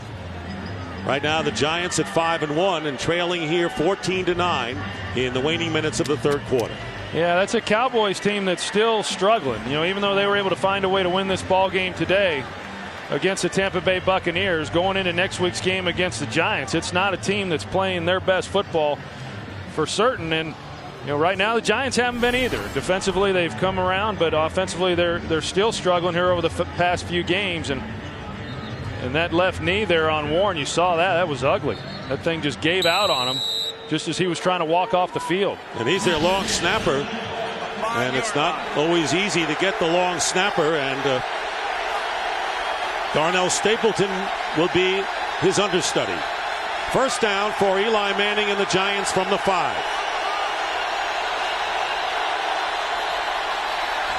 And a penalty flag down. False start will be called off against the Giants. False start, number 60, offense. Half the distance to the goal. First down. Center Sean O'Hara. Well, it gets awfully loud down there when you're on the road and you're backed up on your own goal line. You can try using hard count from here. You don't really have a whole lot to lose. You could pick up 5 yards or lose half a yard. See, the Steelers getting the crowd into it even more. Second down, or first down and 12. The handoff to Derek Ward. And Ward can bring it out to the 6.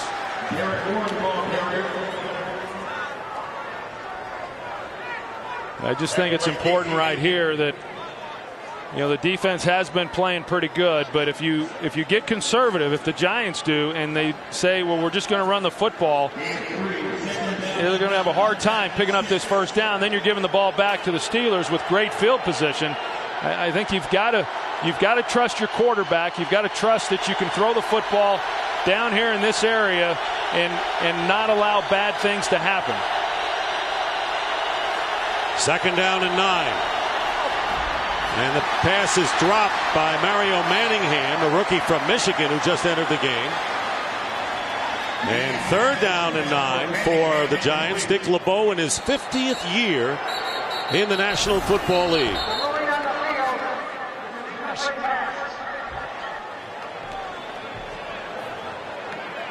It was an incompleted pass. It was not thrown behind, which would have been a lateral and a free ball. When you talk about Dick LeBeau and Mike Tomlin, he had been the defensive coordinator for the Vikings. He came here, he kept Dick LeBeau, who was already on the staff.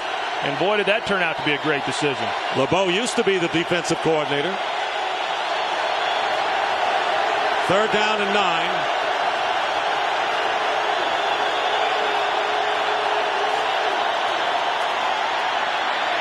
Manning upfield, incomplete. And so it's fourth down.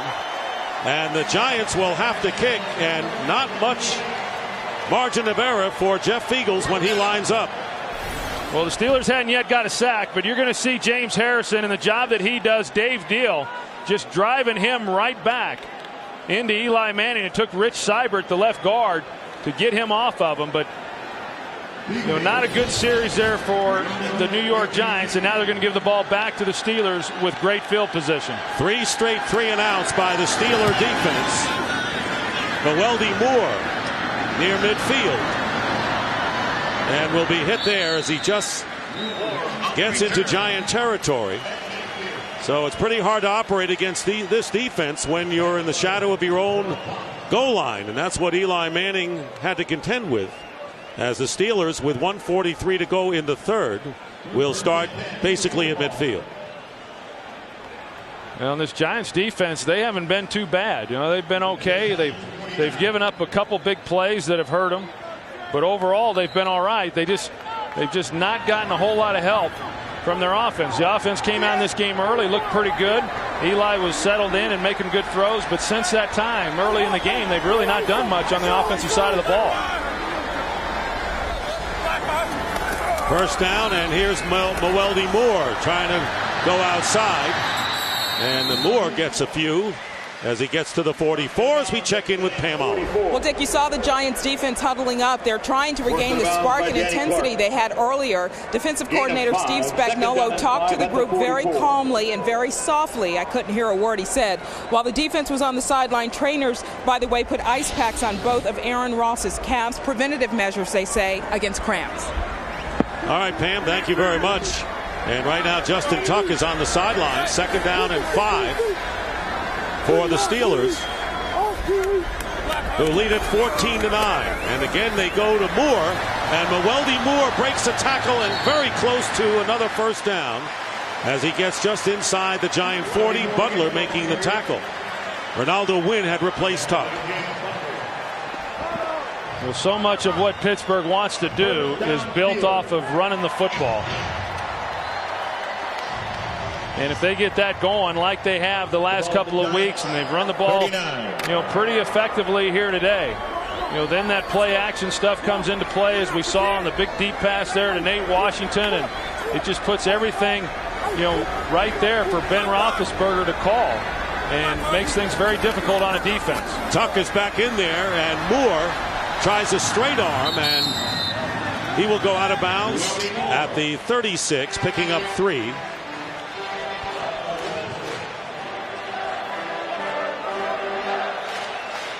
Mewelde Moore with a 32-yard touchdown run as Greg Warren, the long snapper, is carted off. And Mewelde Moore with that touchdown. And again, with the Steelers without Willie Parker and Rashard Mendenhall going to their 3rd running back. Steelers get off one more play before the end of the 3rd quarter, and this time Moore will lose yardage as the quarter comes to an end. That's the end of the 3rd quarter. The Steelers lead the Giants 14-9. We'll continue after a word from your local Fox station.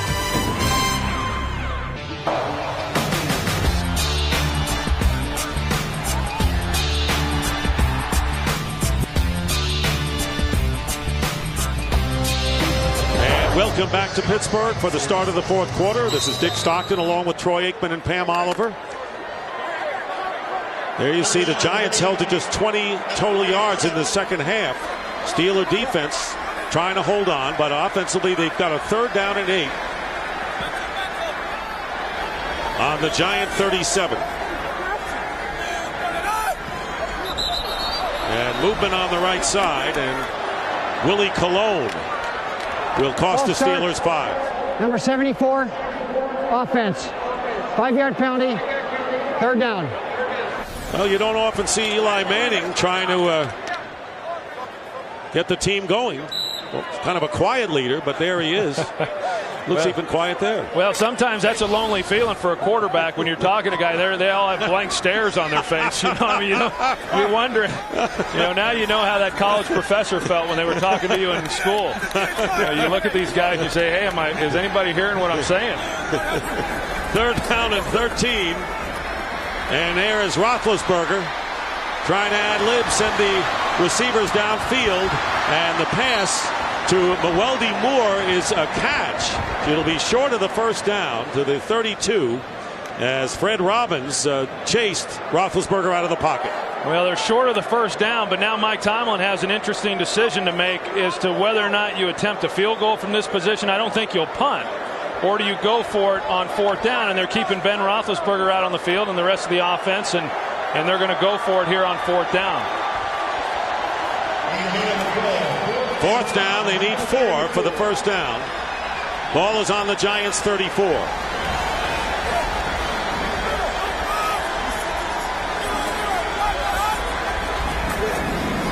Roethlisberger under big-time pressure, and the pass is intercepted by Corey Webster.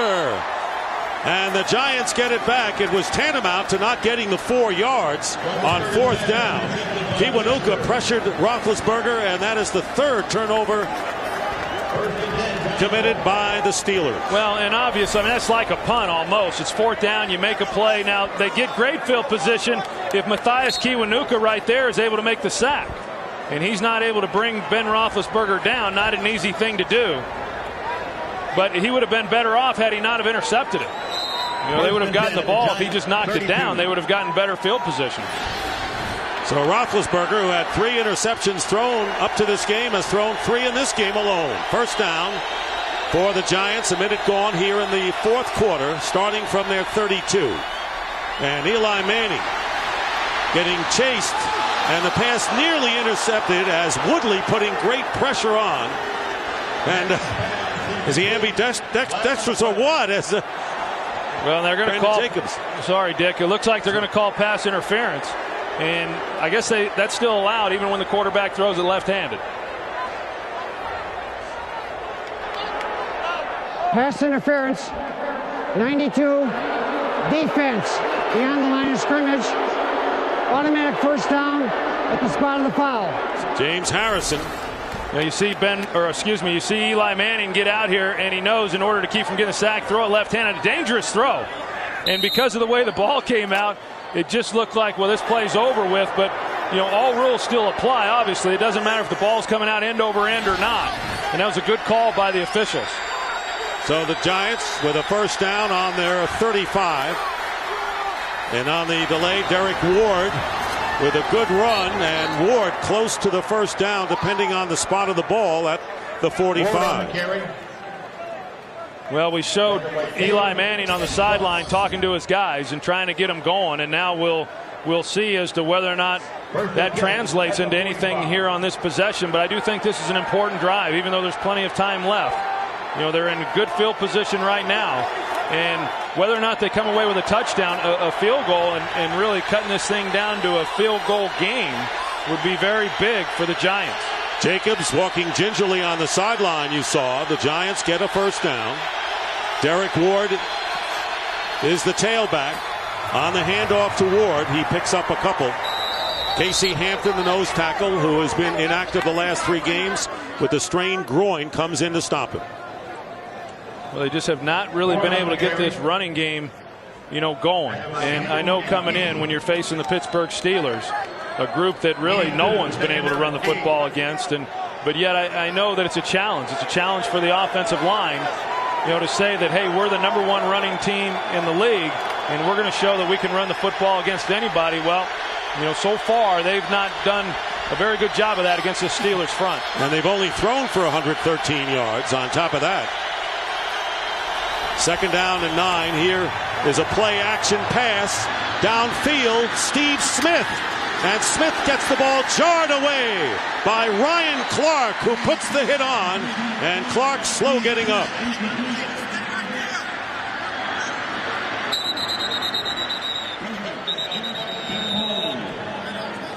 Ryan Clark has set a tone for the Steeler defense since the start of this game. Well, they had a chance, and Eli Manning had great protection in order to see exactly where he wanted to go with the ball. And initially it looked like they were going to be able to make a play, but it's the backside safety that's able to come in there and jar him loose, Ryan Clark.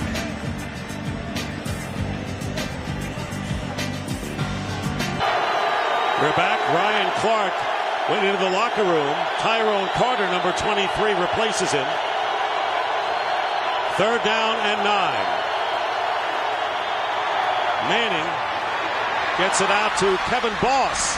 And Boss gets the first down into Steeler territory. He hasn't caught many passes lately, but that's a key play there. Good for 12. And that was all Kevin Boss. I mean, when they threw this ball on third down well short of the first down, you're saying, well, okay, they're going to complete it. Now they're just going to have to punt. It's fourth down. But Kevin Boss is able to, on his own, make some people miss. James Ferrier misses there. Another missed tackle down low. And then Polamalu's not able to get him to the ground, and by his own effort, he gets a first down for the club. Well, with no Jeremy Shockey, that's been the Giant tight end production this season. First down on the 38 of Pittsburgh, and the pass out to Plexico Burris. And he is tripped up by Harrison as we check in with Kurt Menefee with a game break. Kurt. Dick, just a reminder that after you're done, we've got the OT as we all wind down to Game 4 of the World Series. Chase Utley, who has 2 homers in the first 3 games, and the Phillies try to make it a 3-1 series lead over Evan Longoria and the Rays. It's all coming up. Game 4 of the World Series after the OT, which is right after you're done in Pittsburgh. Dick and Troy. All right, Kurt, and Ike Taylor is in pain, and this is moments after Ryan Clark left the game. So all of a sudden, the Steelers have issues in the secondary. And we'll take a timeout. We'll be back to Pittsburgh in just a moment. And we're back.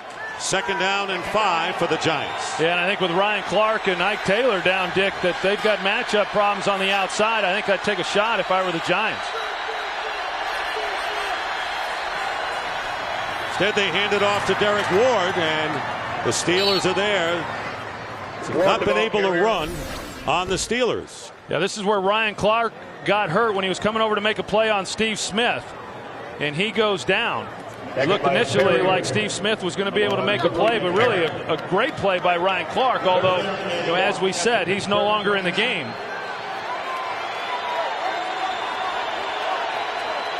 Brandon Jacobs on the sideline, but he has a lot to say over there. Meanwhile, Ike Taylor is back in the lineup in the secondary. And he's defending Plexico Burris on 3rd down and 1 from the 29 of the Steelers. Here is Jacobs, and he stops short. It'll be 4th down, and Troy Polamalu, who is part of the play preventing Jacobs from scoring the touchdown earlier. Well, you're going to see the pressure there. They time it up perfectly, and then they're able to get Jacobs down short of the 1st down. And, it still looks like, well, they are. The Giants are going for it here. And unless they just don't trust that John Carney has the leg to make this field goal, I think you got to kick the field goal here. Unless you just don't think he's got enough leg to make it. Derek Ward comes into the backfield for the Giants. And a timeout called by the Giants, their first of the second half. Giants with 2 timeouts remaining. It has been a defensive battle from the start. Roethlisberger has thrown 3 interceptions to the Giant defense. Steelers with a goal line stand, limiting the Giants to 66 yards on the ground. It'll be 4th down and 1 on the Steeler 29. Derek Ward is the running back. And the play clock running down, and the Giants can't call the timeout back-to-back, and it'll be a 5-yard delay of game penalty against the Giants, bringing up 4th down and 6. Delay of game, offense, 5-yard penalty. The offense, by rule, is not allowed to call 2 consecutive timeouts. Therefore, it's a delay of game. That's unbelievable. I mean, it's amazing that you can call a timeout and have that much time to come back out onto the field and then still be confused as to what exactly you're trying to accomplish at the line of scrimmage. It looked like Eli Manning had maybe a check with me in the huddle to where he could get to a couple different things and was somewhat confused with the front and then didn't know exactly what play to get to. And what a difference for Manning, only 3 for 9, 30 yards, and that's passing in the second half. 4th and 6.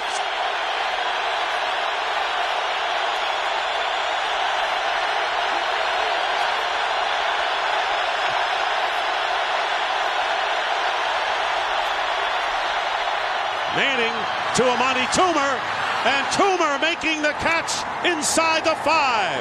A clutch play by the Giants veteran receiver. Well, all is forgotten.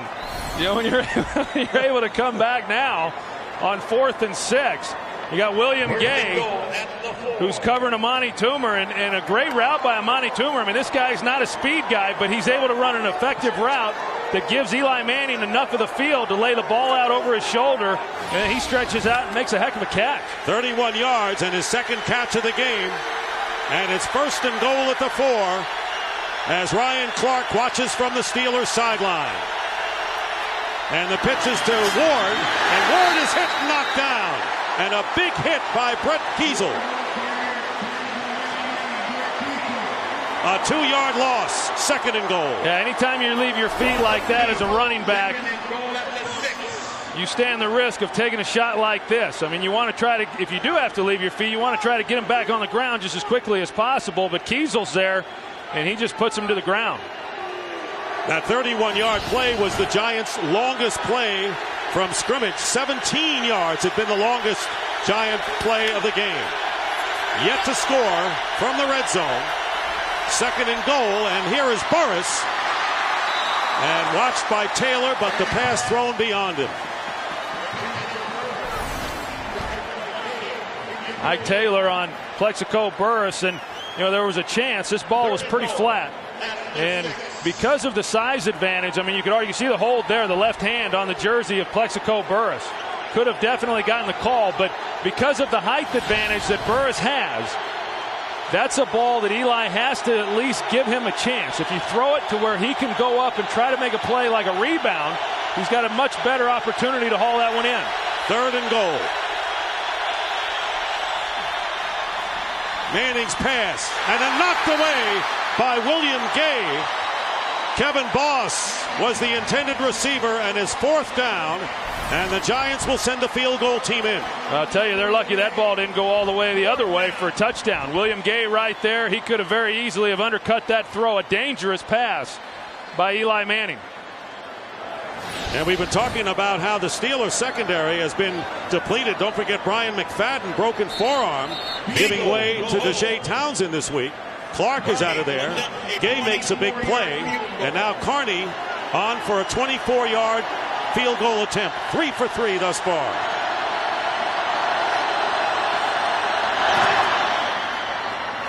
And Carney's kick is good. His fourth field goal of the game. And the Steeler lead now is 14-12. Here is the scoring drive. 12 plays, 62 yards, but it's a field goal once again. And the Giants have managed just 4 field goals in 5 times in the red zone today. Steelers have 2 touchdowns, and that's the difference in the game. And a big catch by Amani Toomer on 4th down and 6. So the Giants coming up empty in the red zone, and the Steelers clinging to a 2-point lead with 8:18 to go in regulation. John Carney kicking off. Najee Davenport on the return.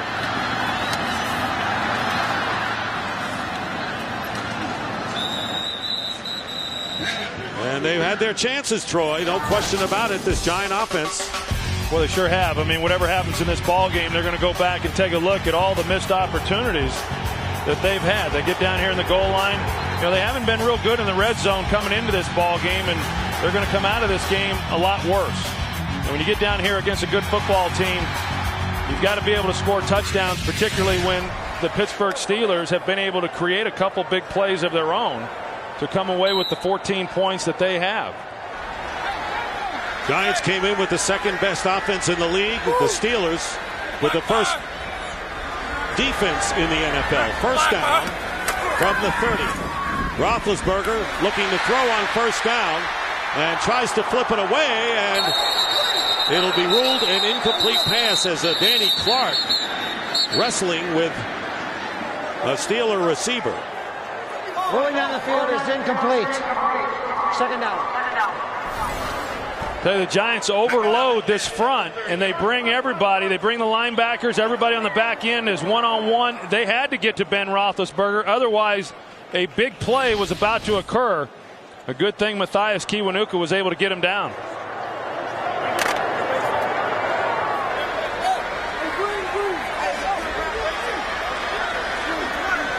And welcome to viewers just joining us here in Pittsburgh. Steelers lead 14-12, 2nd and 10, and the handoff to Mewelde Moore, and the Giants smelled that out perfectly, and a loss of 4.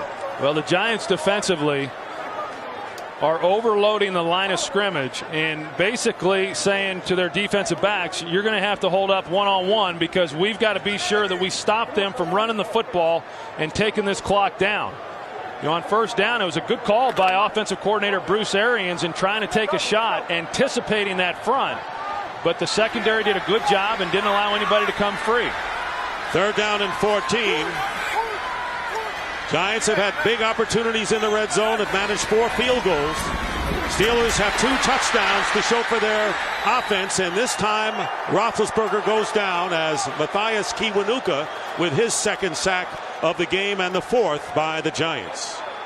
Yeah, Matthias Kiwanuka, and he's starting to settle in now since he got moved back to defensive end when Osi Umenyiora went down. And, we're seeing it here in this second half. He's been able to get around Max Starks there at left tackle and has done a good job.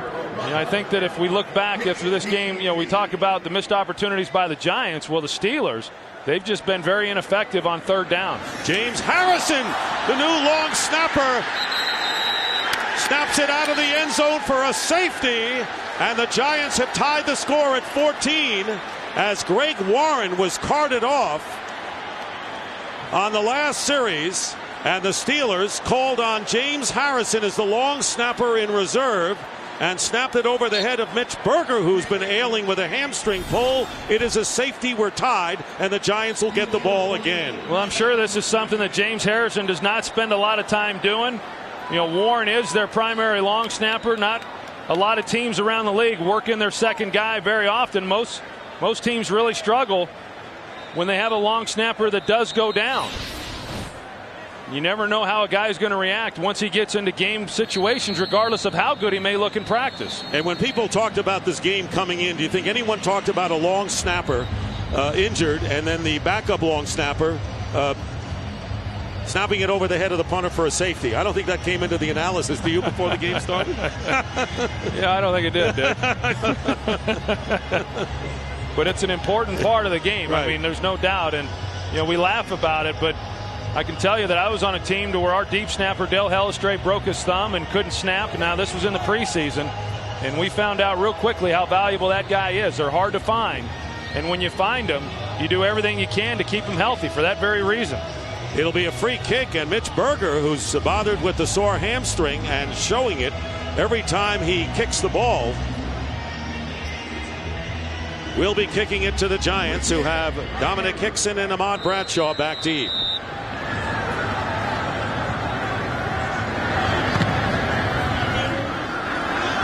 Bradshaw on the run at the 31. And will give the Giants good field position as he gets out to the 47. Anthony Madison making the tackle for the Steelers. So we're tied at 14-14. Moore with a 32-yard run. The Steelers on their first possession took the 7-0 lead. Yeah, that was the Steelers' big run, and then the goal line stand by Pittsburgh with the Giants trying to score a touchdown of their own. And then this is the other big play that the Steelers had to get their two scores. And then, of course, the safety over the head of punter Mitch Berger. So the Giants have 14 points on 4 field goals and a safety. The Steelers have their 14 on 2 touchdowns.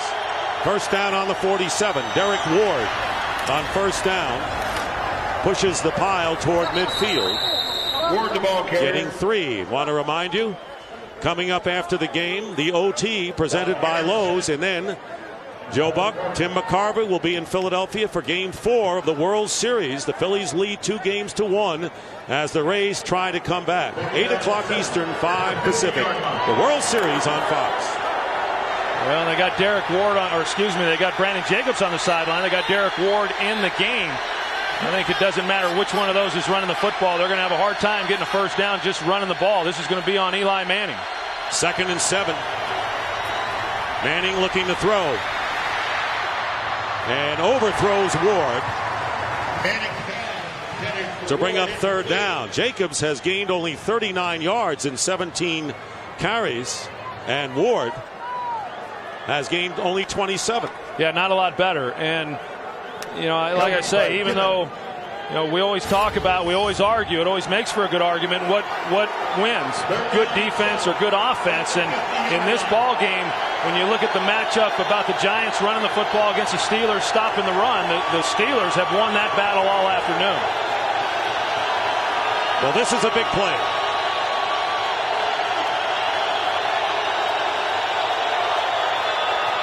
Third and 7. Manning drills it, and it's caught by Smith. And Smith down to the 25 of the Steelers, a first down. A 25-yard pickup with Tyrone Carter defending. Well, the thought is that if you can give the quarterback time, that the Steelers are vulnerable then on the back end. And Eli Manning got time to throw. He stared down the receiver. I mean, this was the coverage, a double move. Steve Smith working the middle of the field, a great route. I mean, this guy's second-year player showing the ability that he has, the quickness that he has in creating separation. Brandon Jacobs checking back into the game, first down on the 25. And Jacobs getting the call and getting good yardage, picking up about 8 yards on first down. Eli Manning has not been sacked in the game against a team that came in leading the NFL with 25 on the season. Yeah, it's a real testament to Eli Manning getting the ball out, not being willing to take a sack, and then also the job this offensive line has done. They're very well coached. Pat Flaherty, their offensive line coach, does a tremendous job week in and week out of letting them know what the assignments are and how they're going to block things up. And they've done a good job. Second down and 2.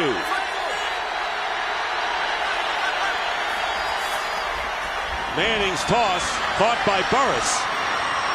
And holding on is Taylor. First down to the 10. I tell you, that was smart. It was smart by Plexico Burris. A lot of receivers, maybe not as aware, would have run out of bounds there. But Plexico Burris, understanding the situation, get as much yardage as you can, stay in bounds, and try to run the clock down as best you can. First and goal at the 9. First and goal just inside the 10. Giants, with their 6th time inside the red zone, have managed 4 field goals, no touchdowns.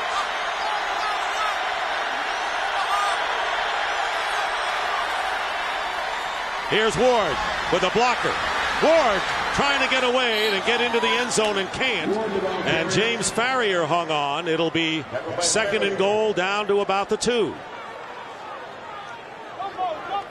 Well, good execution. We came into this game talking about the offensive line. Rich Seibert leading the way. Kevin Boss doing a great job there of just securing the end of the line of scrimmage. This offensive line finally getting the recognition that they have deserved for quite some time. This year, highly regarded as the best line in football, and I wouldn't disagree with that. Giants moving the ball. The Steelers not here in the 4th quarter. Second down and goal, and there is Manning with a pass touchdown to Kevin Boss. The Giants finally score in the red zone and take the lead with 3:07 remaining in the 4th, leading by 6 now, 20-14. Well, I like the call by Kevin Gilbride. You got second and goal. It would have been real easy to go the conservative route and try to run the football, but instead they go play action. Brandon Jacobs is able to make a block there on James Harrison, and Kevin Boss so difficult on a defense that's think and run, and they overplay that, and then you get tight ends and secondary players getting into the back of the end zone for the score. Second touchdown catch of the year for Boss, and the first touchdown of the game for the Giants. And now John Carney looking to give the Giants a 7-point lead. So 4 field goals and a conversion, and the Giants leading 21-14.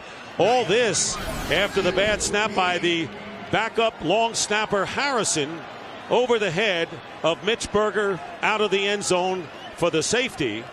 And then on the free kick, the Giants got the ball back. And on the pass to Boss, wide open, the Giants have opened up a 7-point lead. Yeah, I would agree. I think a huge momentum shift there on the safety that tied this game up, and then because of the punt, they're able to get good field position and a nice drive by the Giants and methodically moving the football and coming away with a touchdown, their only touchdown of the afternoon. And you just got to wonder, looking ahead, if the Steelers are in fact able to drive this ball down and score a touchdown, you know, how much confidence do they have in James Harrison being able to snap the ball to kick the extra point? I mean, is that going to be a factor in the decision by Mike Tomlin if in fact we even get to that point, or do they go for 2? But it's certainly worth discussing as this drive unfolds. And there's the scoring drive. Before, when I was talking about those kind of plays, is that you never know what kind of play will decide a football game between 2 outstanding teams, and it happened to be injuries. Well, now you got James Farrier, and he's going to see what maybe he can do. I mean, these linebackers are special, and maybe they can do it all. But James Harrison, who is a terrific football player, it's a shame that he's being pointed out as a guy who oversnapped the punter for a safety. Najee Davenport from the 8-yard line, returning, and brings it out past the 30. So, the mission is out there for Ben Roethlisberger and the Steelers. They need a touchdown to tie the game and send it into an extra session. Well, they know what they got to do. I mean, that's the good thing about it. And Ben Roethlisberger, I think, like a lot of these young quarterbacks coming into the league, they like these situations. This is not something that is new for Ben Roethlisberger. I mean, because he plays in more of a conservative style of offensive attack. I mean, he likes the ball in his hands. He likes the no-huddle situation. Not a situation they have to get into right away. There's still plenty of time on the clock. But he does like it when he gets to call his own plays. Rugged last 3 possessions for the Steelers, as you saw. First down on the 31.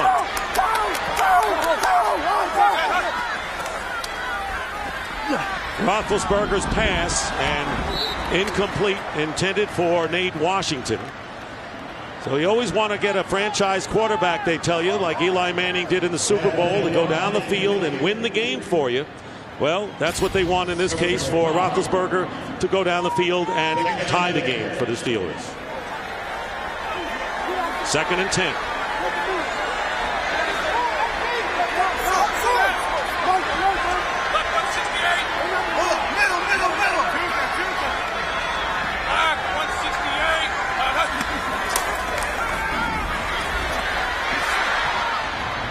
Another incompletion. Trying to go to Hines Ward that time, and once again, pressure on number 7. Well, you're going to see Antonio Pierce. He gets up in here, and he holds the guard in the center as well. And so you get these guys interior knowing that they've got to hang in there. They can't give help. Now you got one-on-one matchups. You got one-on-one matchups with Justin Tuck. You got one-on-one with Matthias Kiwanuka, and that's ultimately all you can ask for. And then it's about beating the guy one-on-one, and they have gotten pressure on Ben Roethlisberger. The 14 knockdowns, believe me, are bigger than the 4 sacks. You can attest to that, I would think. 3rd down and 10. And the quick slant to Lima Swede. And Swede makes the reception. It'll be 4th down.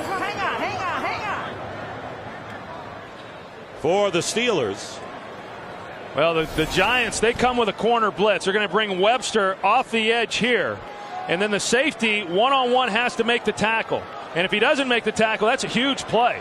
And so that's a good job making the tackle, and also a good call. I mean, by Steve Spagnuolo trusting that his safety would be able to get there and bring him down. So it's 4th down and 4. Steelers on their own 37.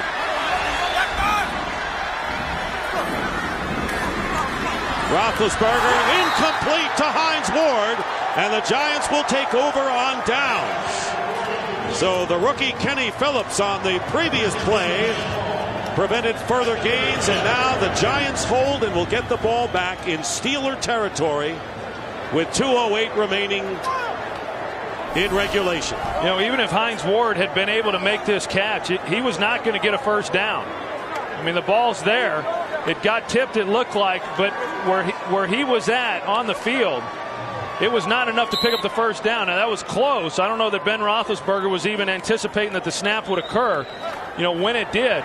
But right there, you've got Corey Webster, who he makes the tackle even if it's caught, and it's Giants ball.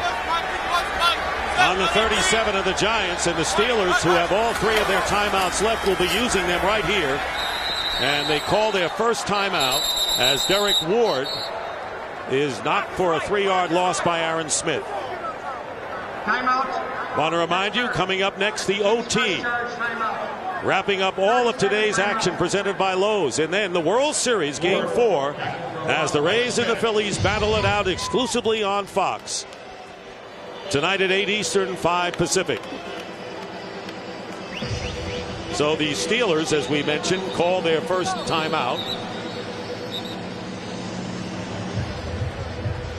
Well, I think if you're the Giants here on 2nd down, I think you still run the football and force them. Maybe you can run it and get it to the 2-minute warning. If you can't, the Steelers are going to use another timeout, and then you make a decision based on down and distance as to whether or not you want to risk throwing the football. And you're not in field goal range right now if you're the Giants. Here's Derek Ward. And Ward gets some good yardage as far as the Giants are concerned out of the 35 as the 2-minute warning comes in. The Steelers still will have 2 timeouts left when we come back with the Giants up by 7. 2 minutes remaining in regulation. The Giants with a 12-point fourth quarter on a field goal, a safety, and their only touchdown of the game. Eli Manning to Kevin Boss. A 2-yard pass, and that's the difference right now. It'll be 3rd down and 8 for the Giants on the Steelers 35.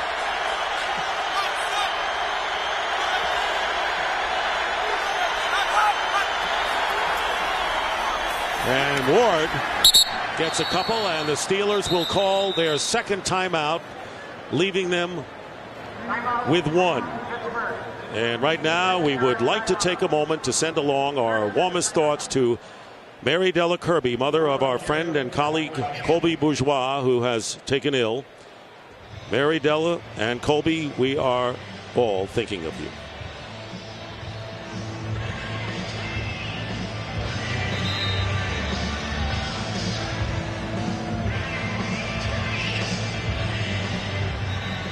Well, the Steelers need to get the ball back to have any kind of a chance here. Bruce Arians looking at the play card. Well, we'll see what Jeff Feagles is able to do here on the punt. And when it comes to pinning a defense down inside the 20 here, I don't think Jeff Feagles would be real pleased with that. I think he's aiming more towards something inside the 10. But he's about as good as there is in the league.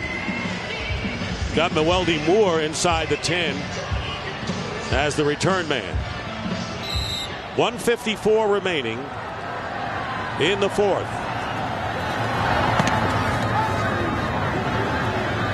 Fair catch. And yes, it's just inside the 10.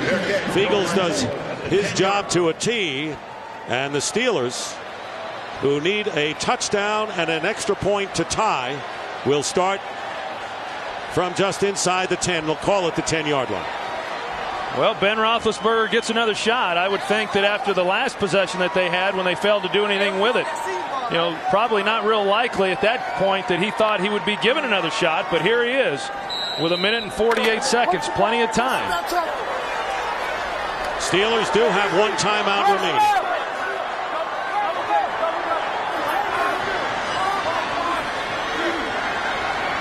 Giants have a 4-man rush. They are not playing a prevent defense right here. And the quick pass over the head of Lima Swede brings up 2nd down. Well, the Giants right now are doing a good job of crowding the line of scrimmage, getting the linebackers in there, and giving the look that they don't know. The offensive linemen don't know exactly who is going to come, and nor does Ben Roethlisberger. They're trying to get the ball out quick, but they've got defenders that are pulling out. And Steve Spagnuolo calling up a good defensive scheme here over the last second half of this game. 2nd down and 10.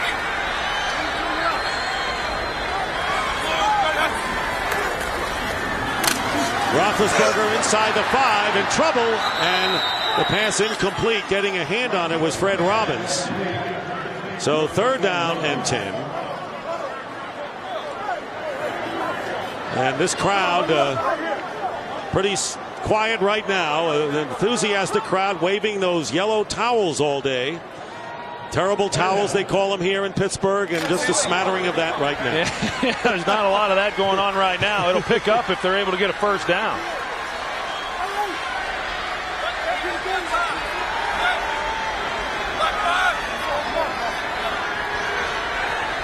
Third down and 10. Roethlisberger in trouble, and down he goes. The ball gets loose, and Willie Colon picks it up. And they're going to mark it back, I believe. Well, let's see where they spot it. But it was Pierce who came up with the pressure. In any event, it'll be 4th down. And they'll mark it back at the 5. Timeout, Pittsburgh. It's their 3rd and final timeout. To these situations as a quarterback, and a lot of times defenses will only rush 3 guys. This time the Giants rush 5, and so it puts pressure on this offensive front. And then as a quarterback, you're not afforded the time to be able to look down the field. You know, the Giants know that with the time on the clock and what they have to do in terms of going 90 yards for a touchdown, there's got to be some big plays. And if you're not afforded some time in the pocket to be able to get guys down the field, that creates a real problem for an offensive unit and a quarterback and this defensive group up front for the Giants, as they have done all season long, once again getting Ben Roethlisberger on the ground. And it's interesting, and I don't know how you would measure the blitzes the Giants had today, but Steve Spagnuolo, of course, formerly with the Philadelphia Eagles, and the Eagles were the only team to knock off the Steelers, giving them fits. Well, the Eagles sacked them 9 times in that ball game, and Steve Spagnuolo bringing a lot of those same schemes that he learned under Jim Johnson there in Philadelphia when he came to the New York Giants. And you're right. I mean, the only loss that the Steelers had was against the Eagles, and unless something happens here, their second loss is going to be to another East opponent. Well, they've got to get it out to the 20-yard line on 4th down. Pressure put on Roethlisberger, and the pass is intercepted. Kenny Phillips picks it off, intended for Lima Swede, and the Giants will put this one away and have the ball on their own 49-yard line. The Steelers have no more timeouts left, and 4 interceptions thrown by Ben Roethlisberger today. Well, that was a pretty poor offensive performance all the way around by the Pittsburgh Steelers. Gave up 5 sacks to the Giants, turnovers. And the Giants are the first team to gain more than 260 yards against the Steelers this year. They got 284. And taking a knee here. A huge come from behind, and the Giants' remaining schedule really tough. They've got 5 road games in their last 9. 8 teams with 500 or better record.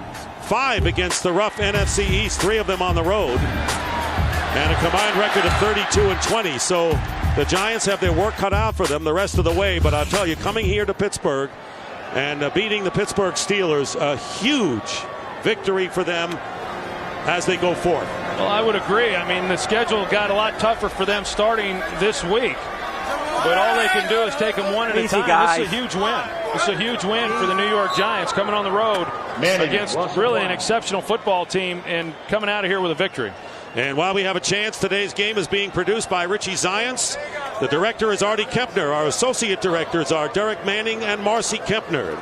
And we'd like to say a special thanks to our Pittsburgh-based crew members, engineer Mark DeMallon, Paul Duda in tape, and Mark Fisori, our duet operator. Thanks to all as Eli Manning and Ben Roethlisberger hook up for only the 2nd time since they were in the same draft class, 2004. And this time the Giants win it. They'll go to 6-1. Steelers will drop to 5-2. We'll be up to wrap it up here in Pittsburgh. Don't forget the OT, Game 4 of the World Series.